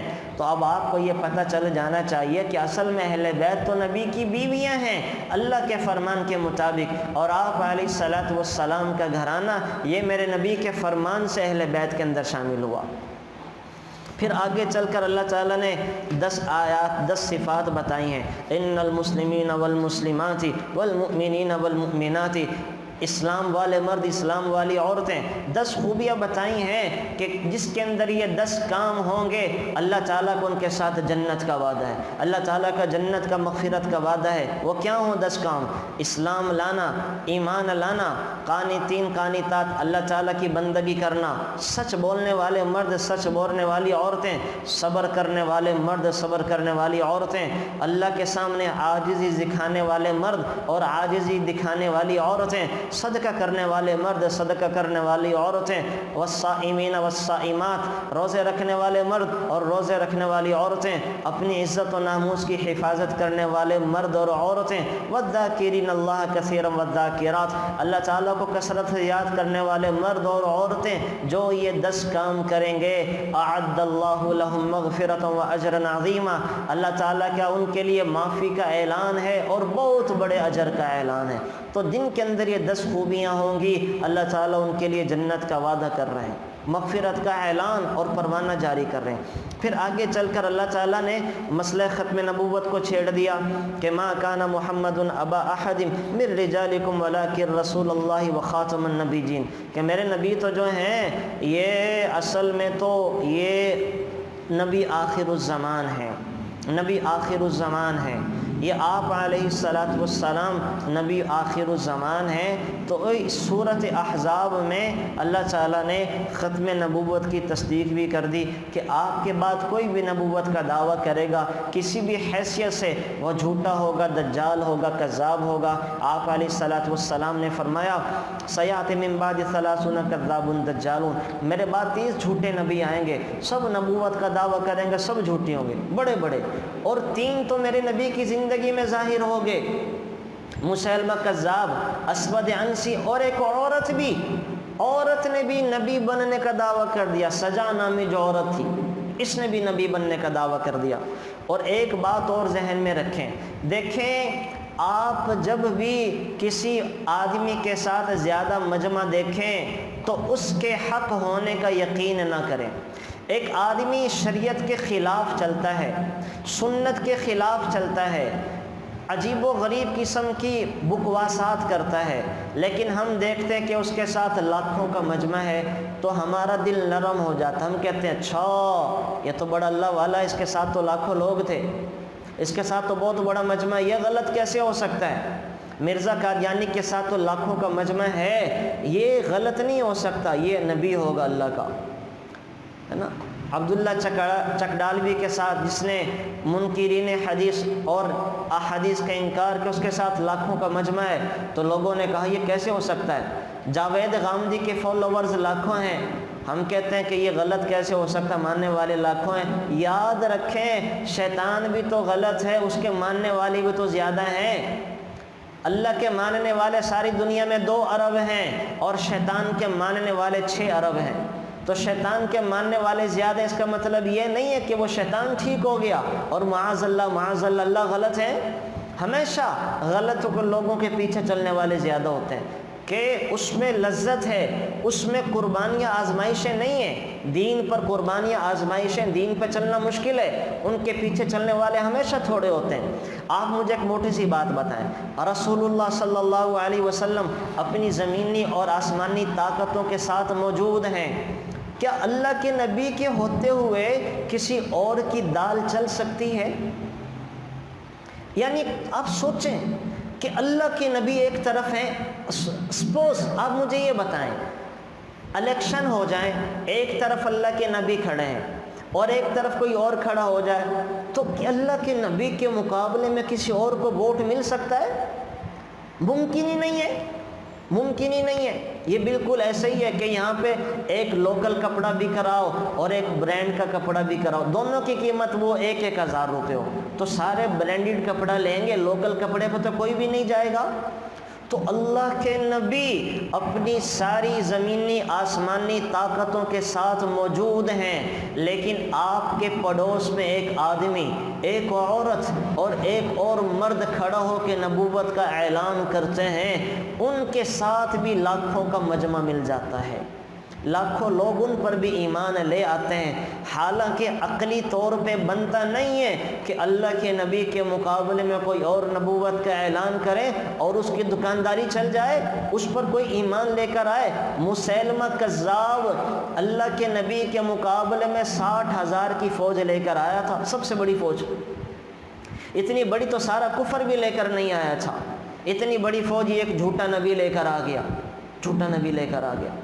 تو یہ کہنا کہ اس کے ساتھ تو اتنا مجمع ہے، اس کے اتنے فالوورز ہیں، یہ ٹھیک ہے، تو یہ دعویٰ ہی غلط ہے. کہ اگر ٹھیک ہے تو پھر تو یہ بھی کہنا پڑے گا معاذ اللہ کہ اللہ کے نبی کے مقابلے میں مسیلمہ کذاب ٹھیک تھا، اسود عنسی ٹھیک تھا. تو یاد رکھیں ہمیشہ غلط کاروں کے پیروکار زیادہ ہوتے ہیں، پروپاگنڈا کرنے والوں کے فالوورز زیادہ ہوتے ہیں. تو اس بات سے دھوکے میں نہ آئیں کہ فلانے کے پیچھے زیادہ لوگ لگ گئے تو وہ ٹھیک ہے. نہیں، ٹھیک نہیں ہے، ٹھیک نہیں ہے. یہ ہر زمانے میں شیطان کے پجاری، شیطان کے فالوورز اور اس کے پرسان حال یہ زیادہ ہوتے ہیں.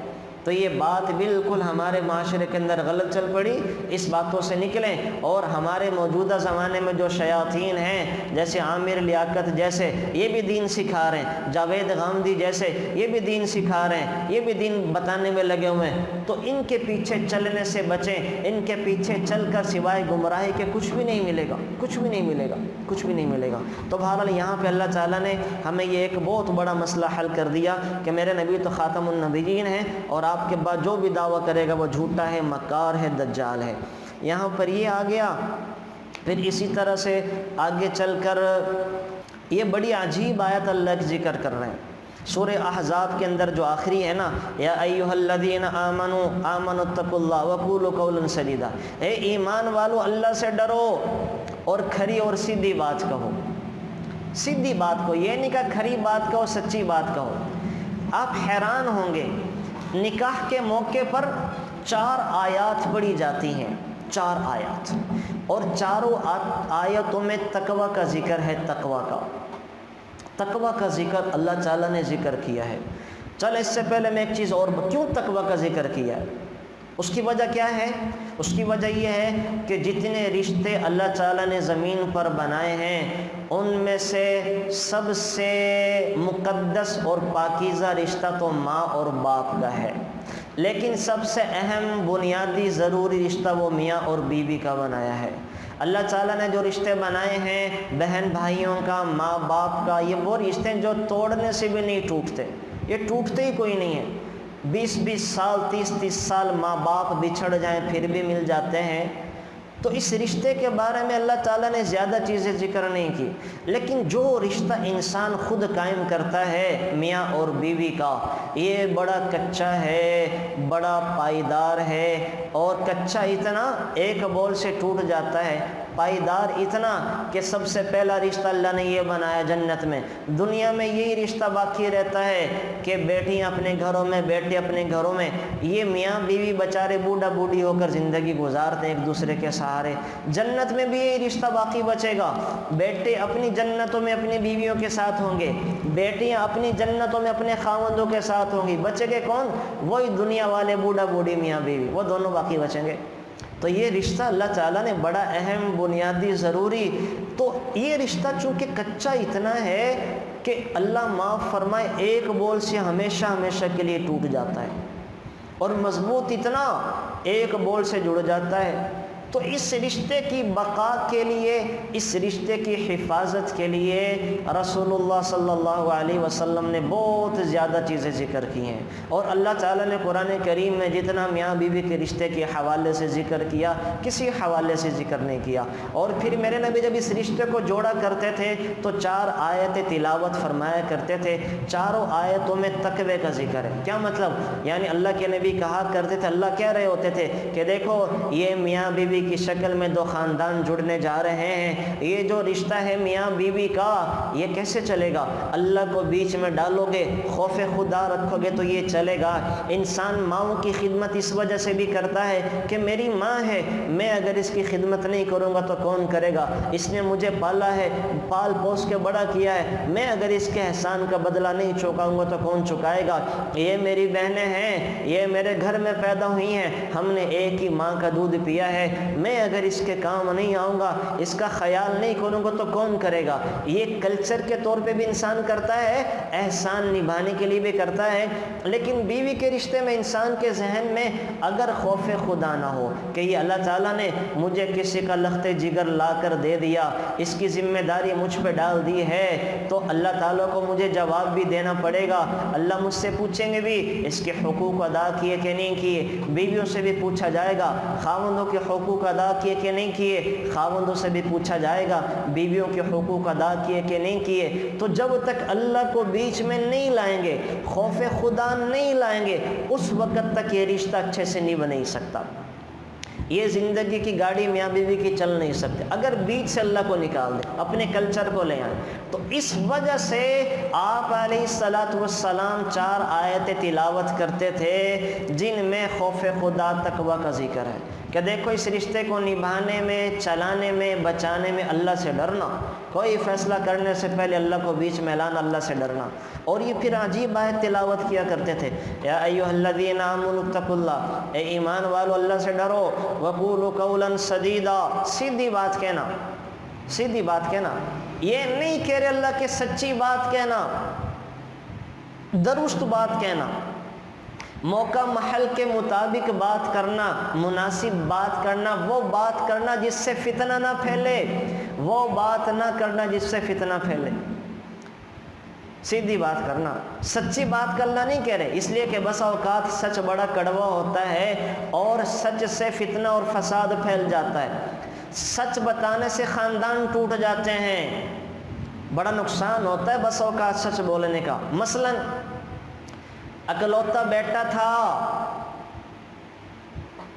3 بہنیں تھیں، ماں باپ نے اکلوتے بیٹے کی شادی کر دی، شادی کے بعد اوپر والا پورشن بیٹے کے پاس آ گیا۔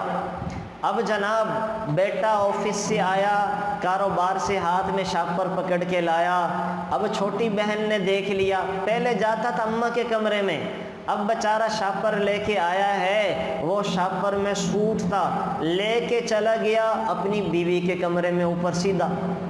اب چھوٹی بہن دیکھ رہی ہے کہ بھائی جو ہیں ہاتھ میں شاپر میں کوئی سوٹ لے کر آئے ہیں اور سیدھا بھابھی کے پاس چلے گئے ہیں، تو جا کر وہ چھوٹی بہن اپنی اماں کو بتاتی کہ اماں بھائی جو ہیں وہ ایک تو برانڈیڈ سوٹ لے کے آئے ہیں، برانڈیڈ سوٹ نشاط والوں کا لگ رہا ہے، جے والوں کا لگ رہا ہے، سوٹ لے کر آئے ہیں۔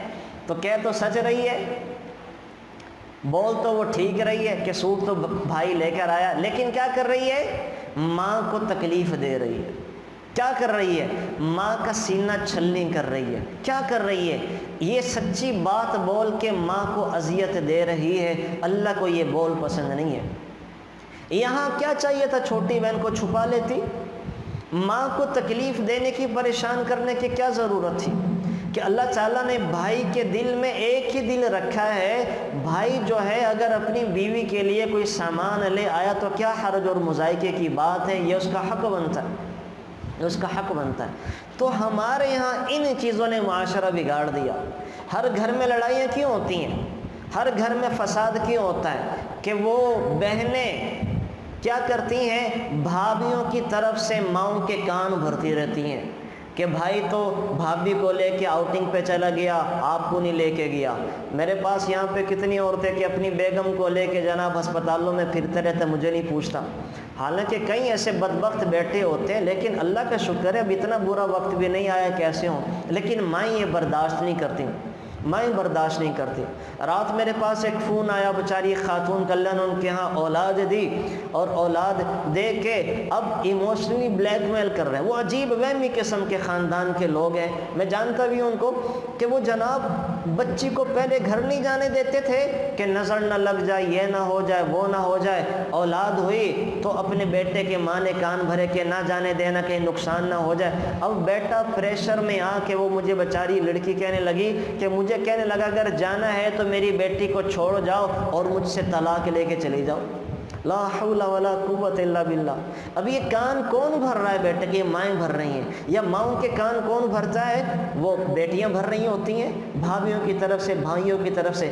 تو گھر کا سکون کون برباد کرتا ہے؟ کہیں نہ کہیں گھر کے لوگ ہی کر رہے ہوتے ہیں کہ گھر کو آگ لگے گھر کے چراغ سے، گھر کے چراغ گھروں کو جلا دیتے ہیں۔ تو اللہ تعالیٰ کیا کہہ رہے ہیں؟ یہ آیت ذہن میں رکھیں، یا ایھا الذین آمنوا، اے ایمان والو اللہ سے ڈرو، اللہ سے ڈرو، خدا کا خوف کرو، وقولوا قولا سدیدا، حکمت کی باتیں کہا کرو، سچ نہ بولا کرو، عقل مندی سے کام کیا کرو، ایسی باتیں کیا کرو جس سے گھر جڑے، جس سے معاشرہ جڑے۔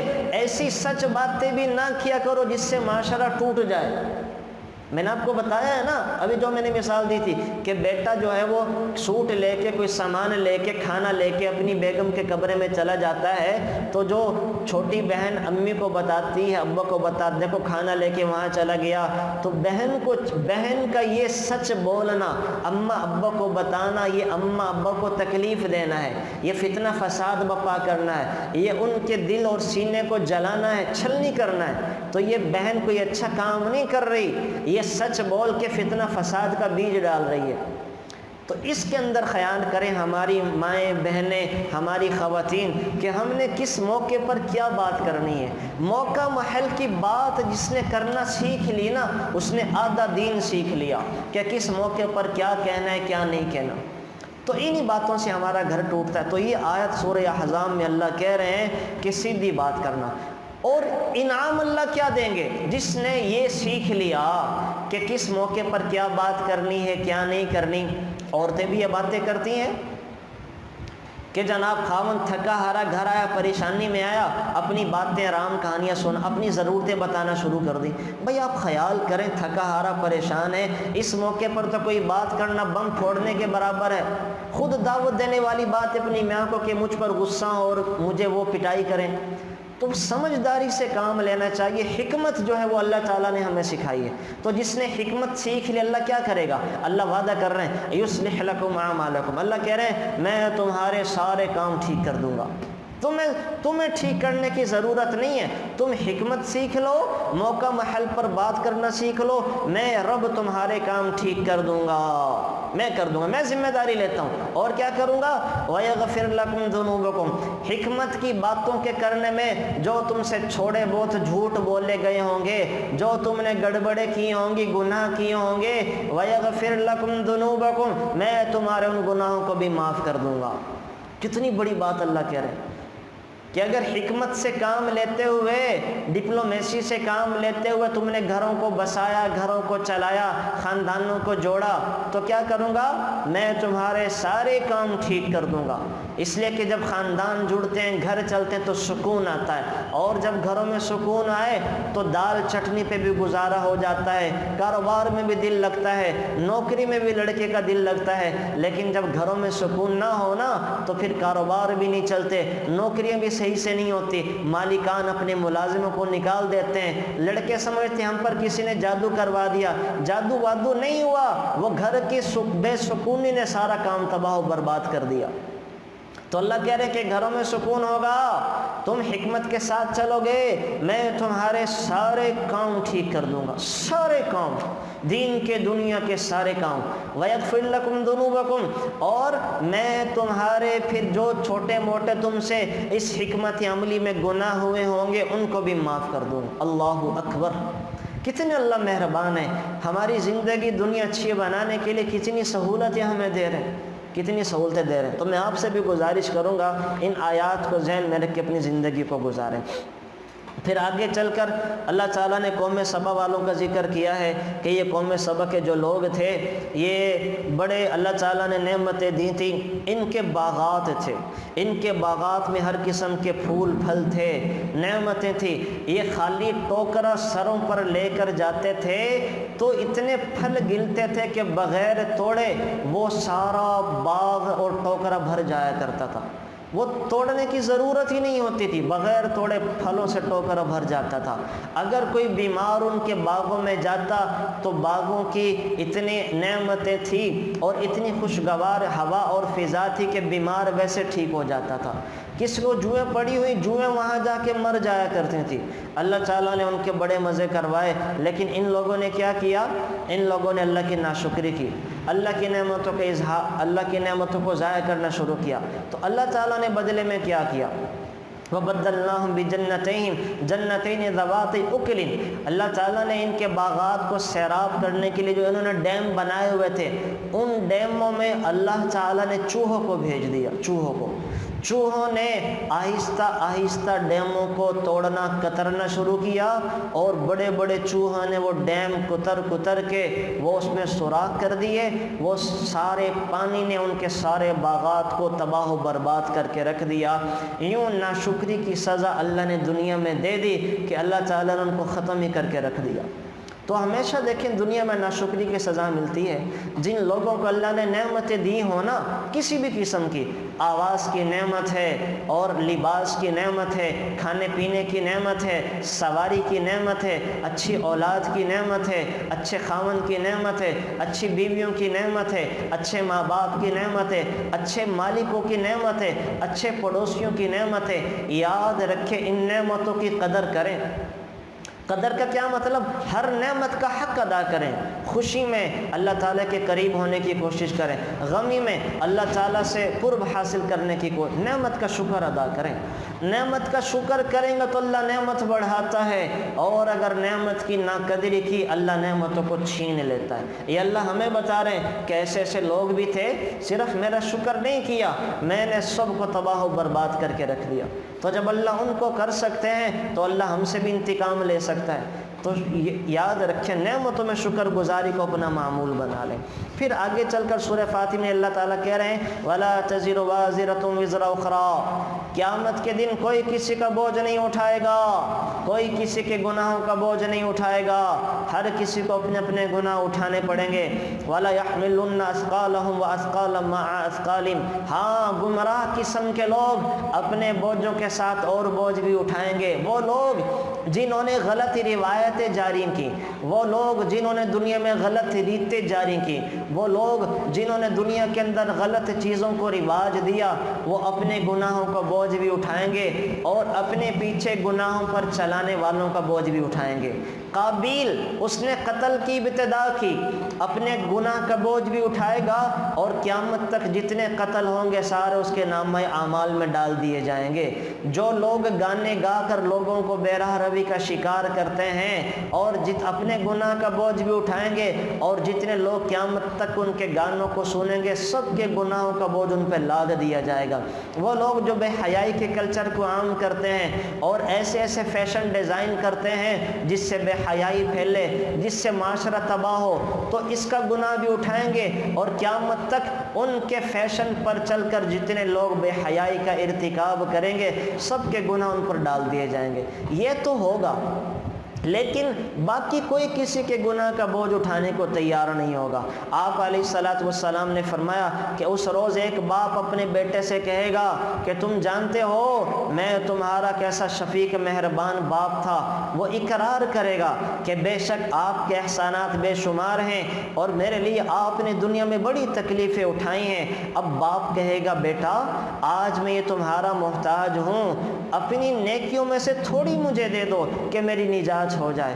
बेटा कहेगा अब्बा जान आपने बहुत थोड़ी सी चीज़ तलब की है, मगर मैं क्या करूं, अगर मैं वो आपको दे दूं तो मेरा यही हाल हो जाएगा, इसलिए मैं मजबूर हूं, मैं आपको कोई नेकी नहीं दे सकता और आपका कोई गुनाह आज अपने कंधों पर नहीं डाल सकता।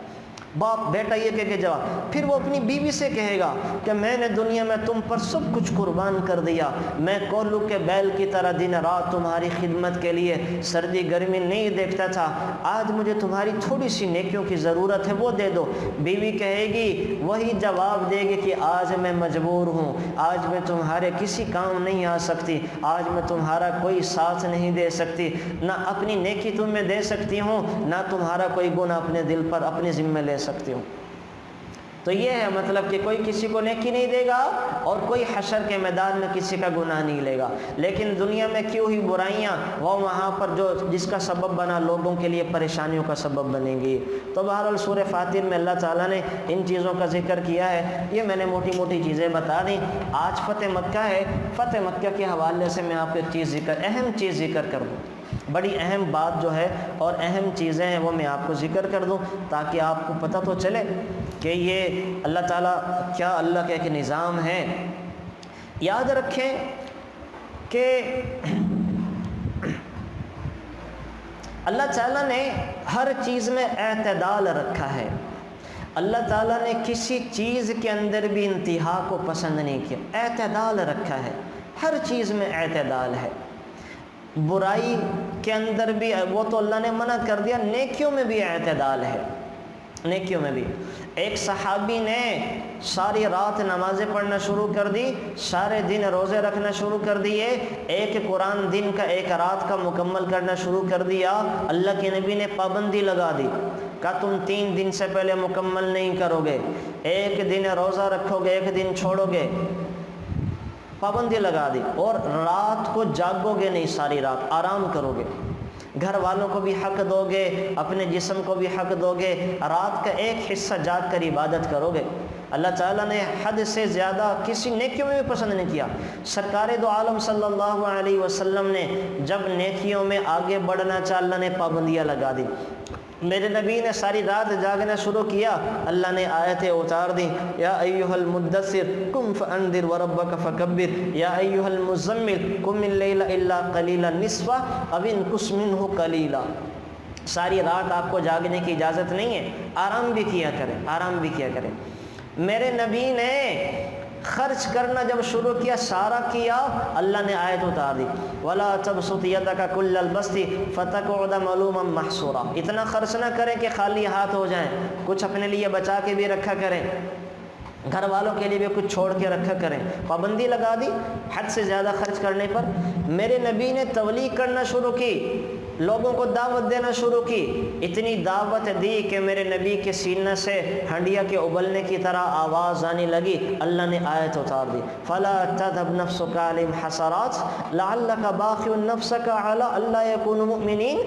आप अपने आप को इतना परेशान न करें, इतना तंग न करें कि आप जो है वो सीना आपका घुटने लगे, ये ईमान लेकर आते हैं नहीं आते, आप फिक्र न करें। इन्नमा अलैकल बलाग, आपके ज़िम्मे दावत को पहुँचाना है, इनके सीनों में ईमान लाना नहीं है, ये लाए ना लाए आप इतने परेशान ना हो। अल्लाह के नबी ने पाबंदियाँ लगा दी। लेकिन एक मौका ऐसा है, एक मौका जहाँ अल्लाह ने कोई हदबंदी नहीं की, जहाँ लिमिट नहीं रखी, एक मौका ऐसा है। आप ज़रा एक सेकंड के लिए सोचें वो कौन सी जगह हो सकती है कि जहाँ पर अल्लाह ने हदबंदी, अपने जहनों को दौड़ाएं, कहाँ पे हो सकता है कि जहाँ पे कौन सी इबादत या कौन सा काम है जहाँ पे अल्लाह ने हदबंदी नहीं की, अल्लाह ने वहाँ पर एतदाल नहीं रखा, बल्कि मेरे नबी आगे बढ़े तो शाबाशियाँ दी। एक मौका है, वो क्या है? अच्छे अखलाक। अच्छे अखलाक वो वाहिद चीज़ हैं कि जिसके अपनाने के लिमिट और हद कोई नहीं, हद कोई नहीं। अल्लाह कह रहे हैं वहाँ अल्लाह के नबी ने अखलाक में आगे बढ़ना शुरू किया तो अल्लाह शाबाश दे रहे हैं, व इन्नका लअला खुलुकिन अज़ीम। शाबाश मेरे नबी, आप अच्छे अखलाक के आला दर्जे पर फाइज हो गए। अच्छे अखलाक के आला, अच्छे अखलाक वो चीज़ हैं کہ جس کی حد بندی کوئی نہیں ہے۔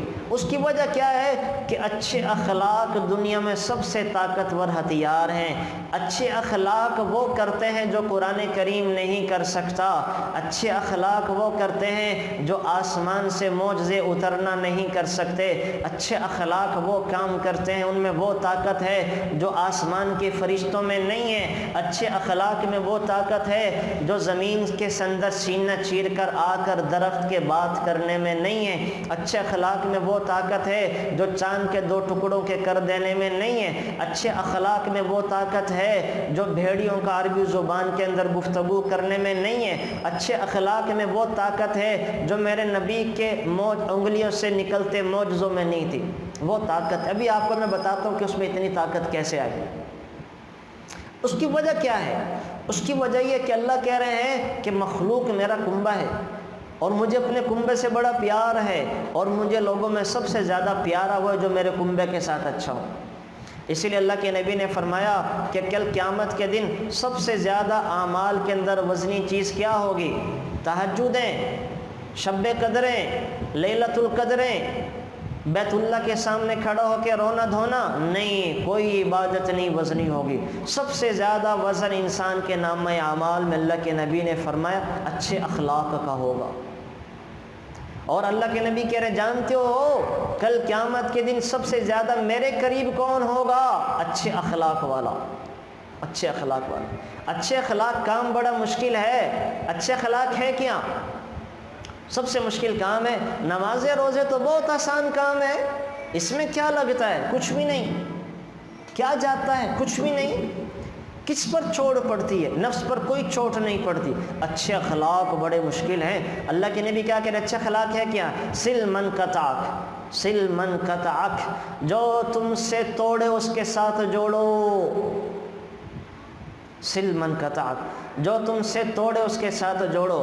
تو توڑنے والوں کے ساتھ جوڑنا بڑا مشکل کام ہوتا ہے، دل پہ پتھر رکھنے پڑتے ہیں۔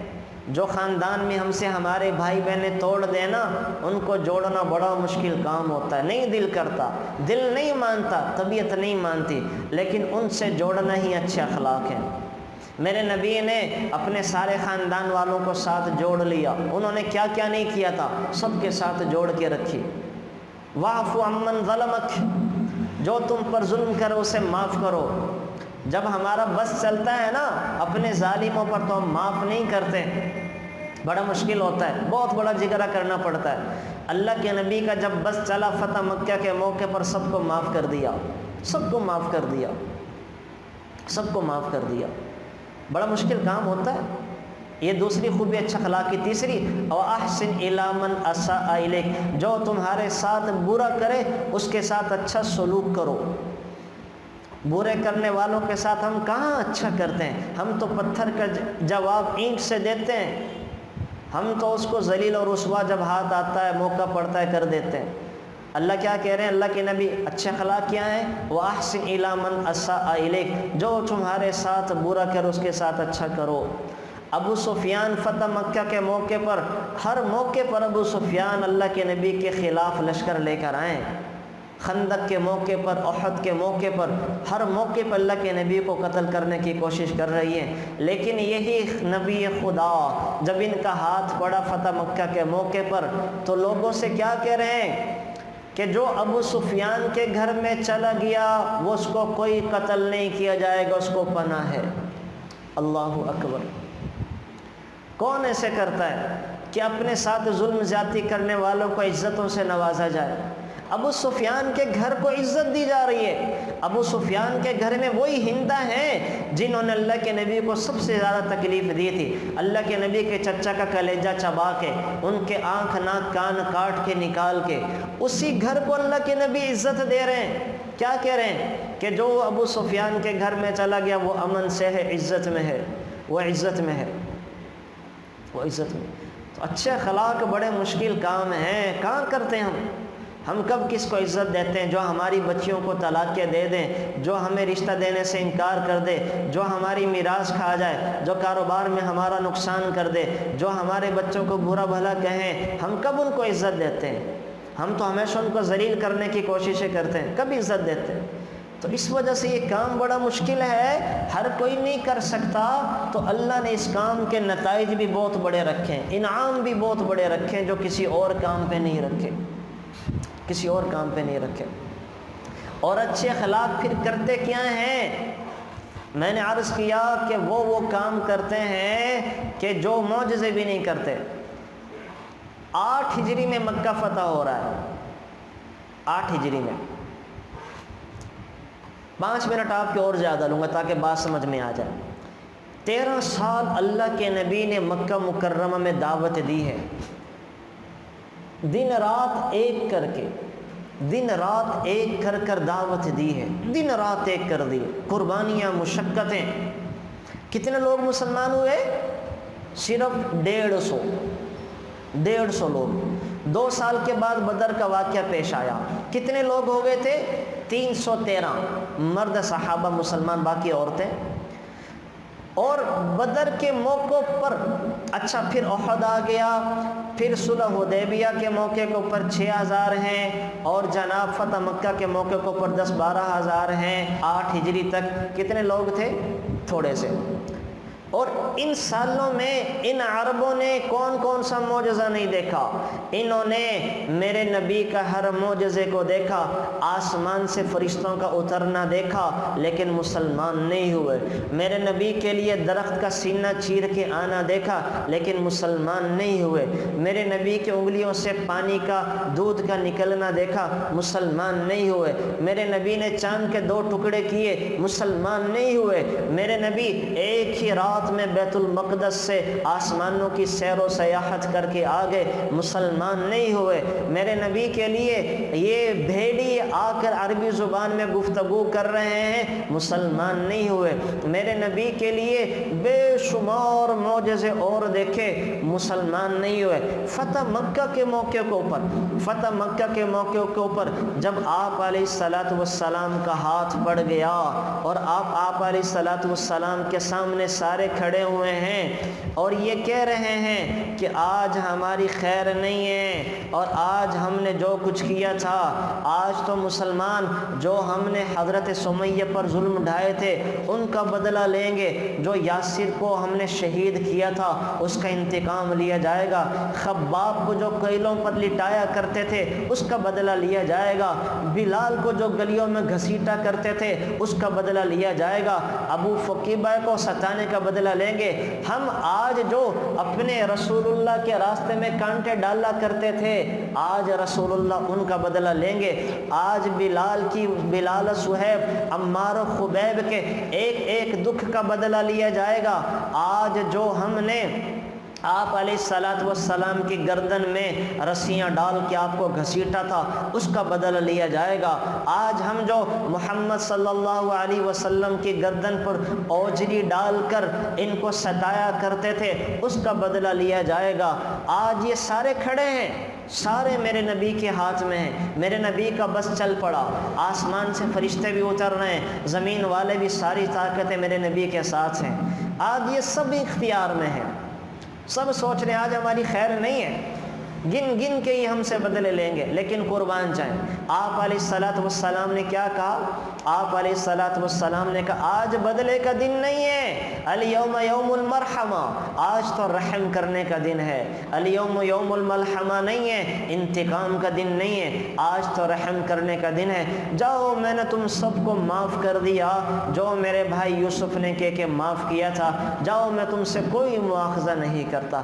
اس ایک بول میں اتنی طاقت تھی، اس معافی کے ایک بول میں اتنی طاقت تھی، جو طاقت آسمان سے فرشتوں کا اترنے میں، چاند کے 2 ٹکڑے کرنے میں، قرآن کے معجزے میں، بھیڑیوں کا عربی میں بات کرنے میں، درخت کا سینہ چیر کر آنے میں نہیں تھی، جو اس ایک بول میں طاقت تھی۔ یہ سارے معجزے ان کو کلمہ نہیں پڑھا سکے، یہ ایک بول سارے عرب کو کلمہ پڑھا گیا، اتنی طاقت تھی۔ یہ معافی کا ایک بول سارے عرب کو مسلمان کر دیا۔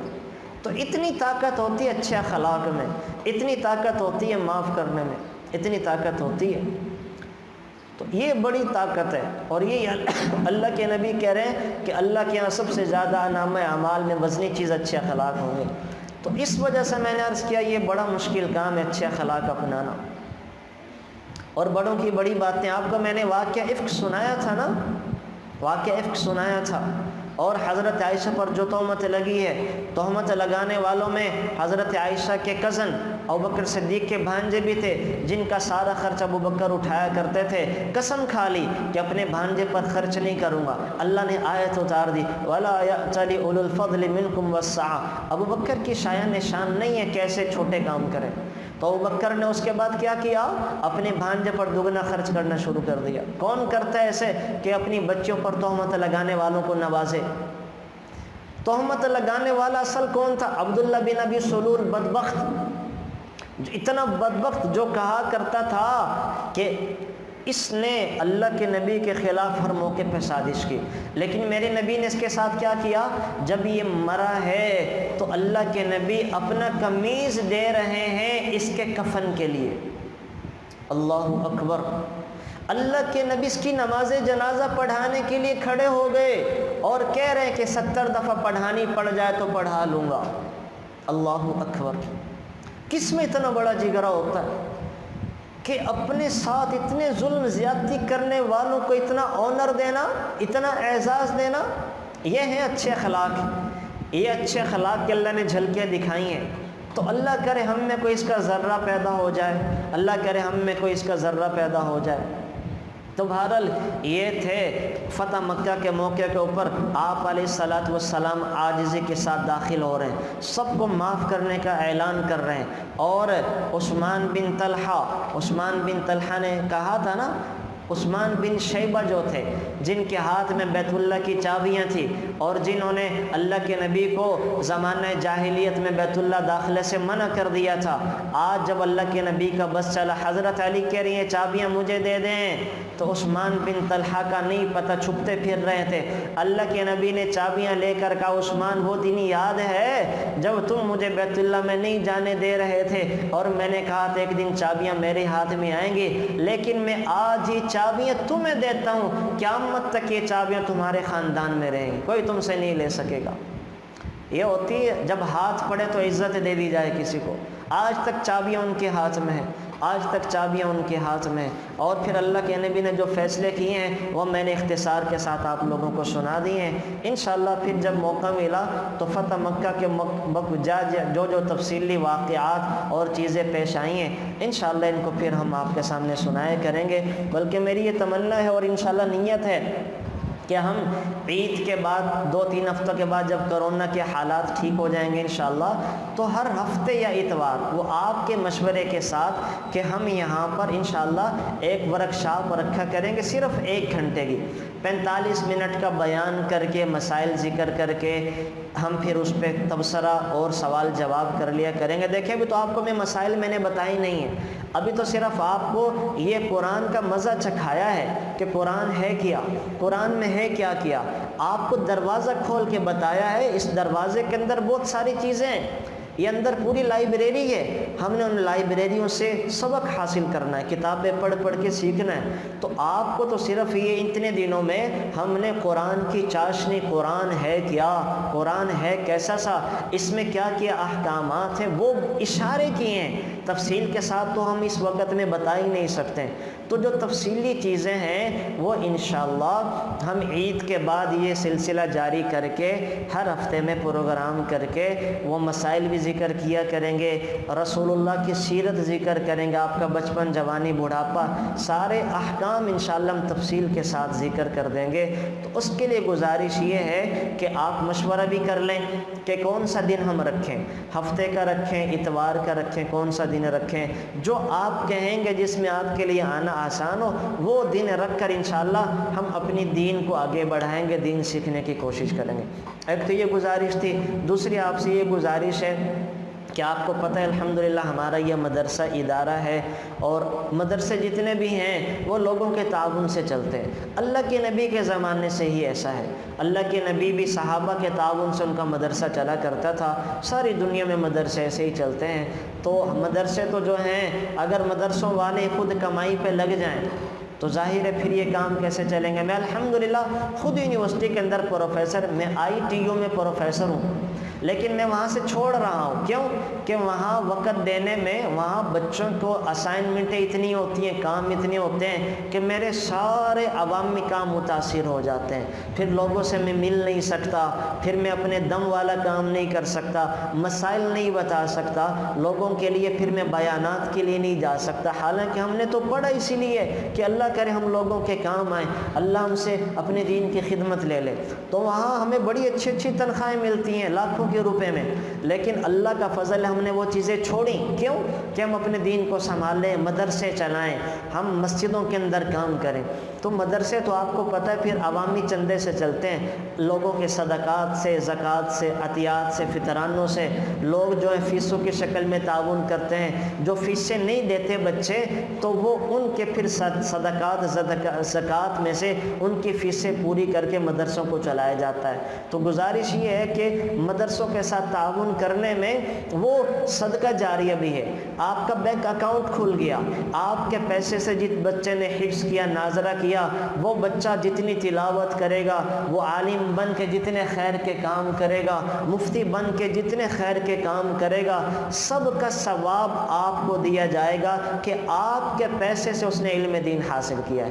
آپ کا پیسہ لگے گا, وہ پھر جہاں جہاں لگے گا, جب تک عمارت پہ لگا, چیزوں پہ لگا, وہ جب تک باقی ہیں آپ کو ثواب مل رہا ہے. وہاں جب تک قرآن و حدیث پڑھی جا رہی ہے آپ کو ثواب مل رہا ہے. پھر آپ کا پیسہ جو طلباء پہ لگے گا, آپ نے اللہ کے نبی کے مہمانوں کی خدمت کی تو اللہ کے نبی کے مہمانوں کی خدمت کرنے کا ثواب اللہ آپ کو دے رہے ہیں. تو بے شمار فائدے. اور آج کے دور میں جب سب مدرسوں کو ختم کرنے میں لگیں, پروپیگنڈے سازشوں میں لگیں, تو وہ مدرسے جو کام کر رہے ہیں وہاں لگانے میں تو دین کو بڑھانے, دین کو زندہ کرنے کا ثواب اللہ آپ کو دیں گے. اور اس کا اجر اتنا ہے کہ اللہ اکبر, بڑے فضائل اس کے بارے میں.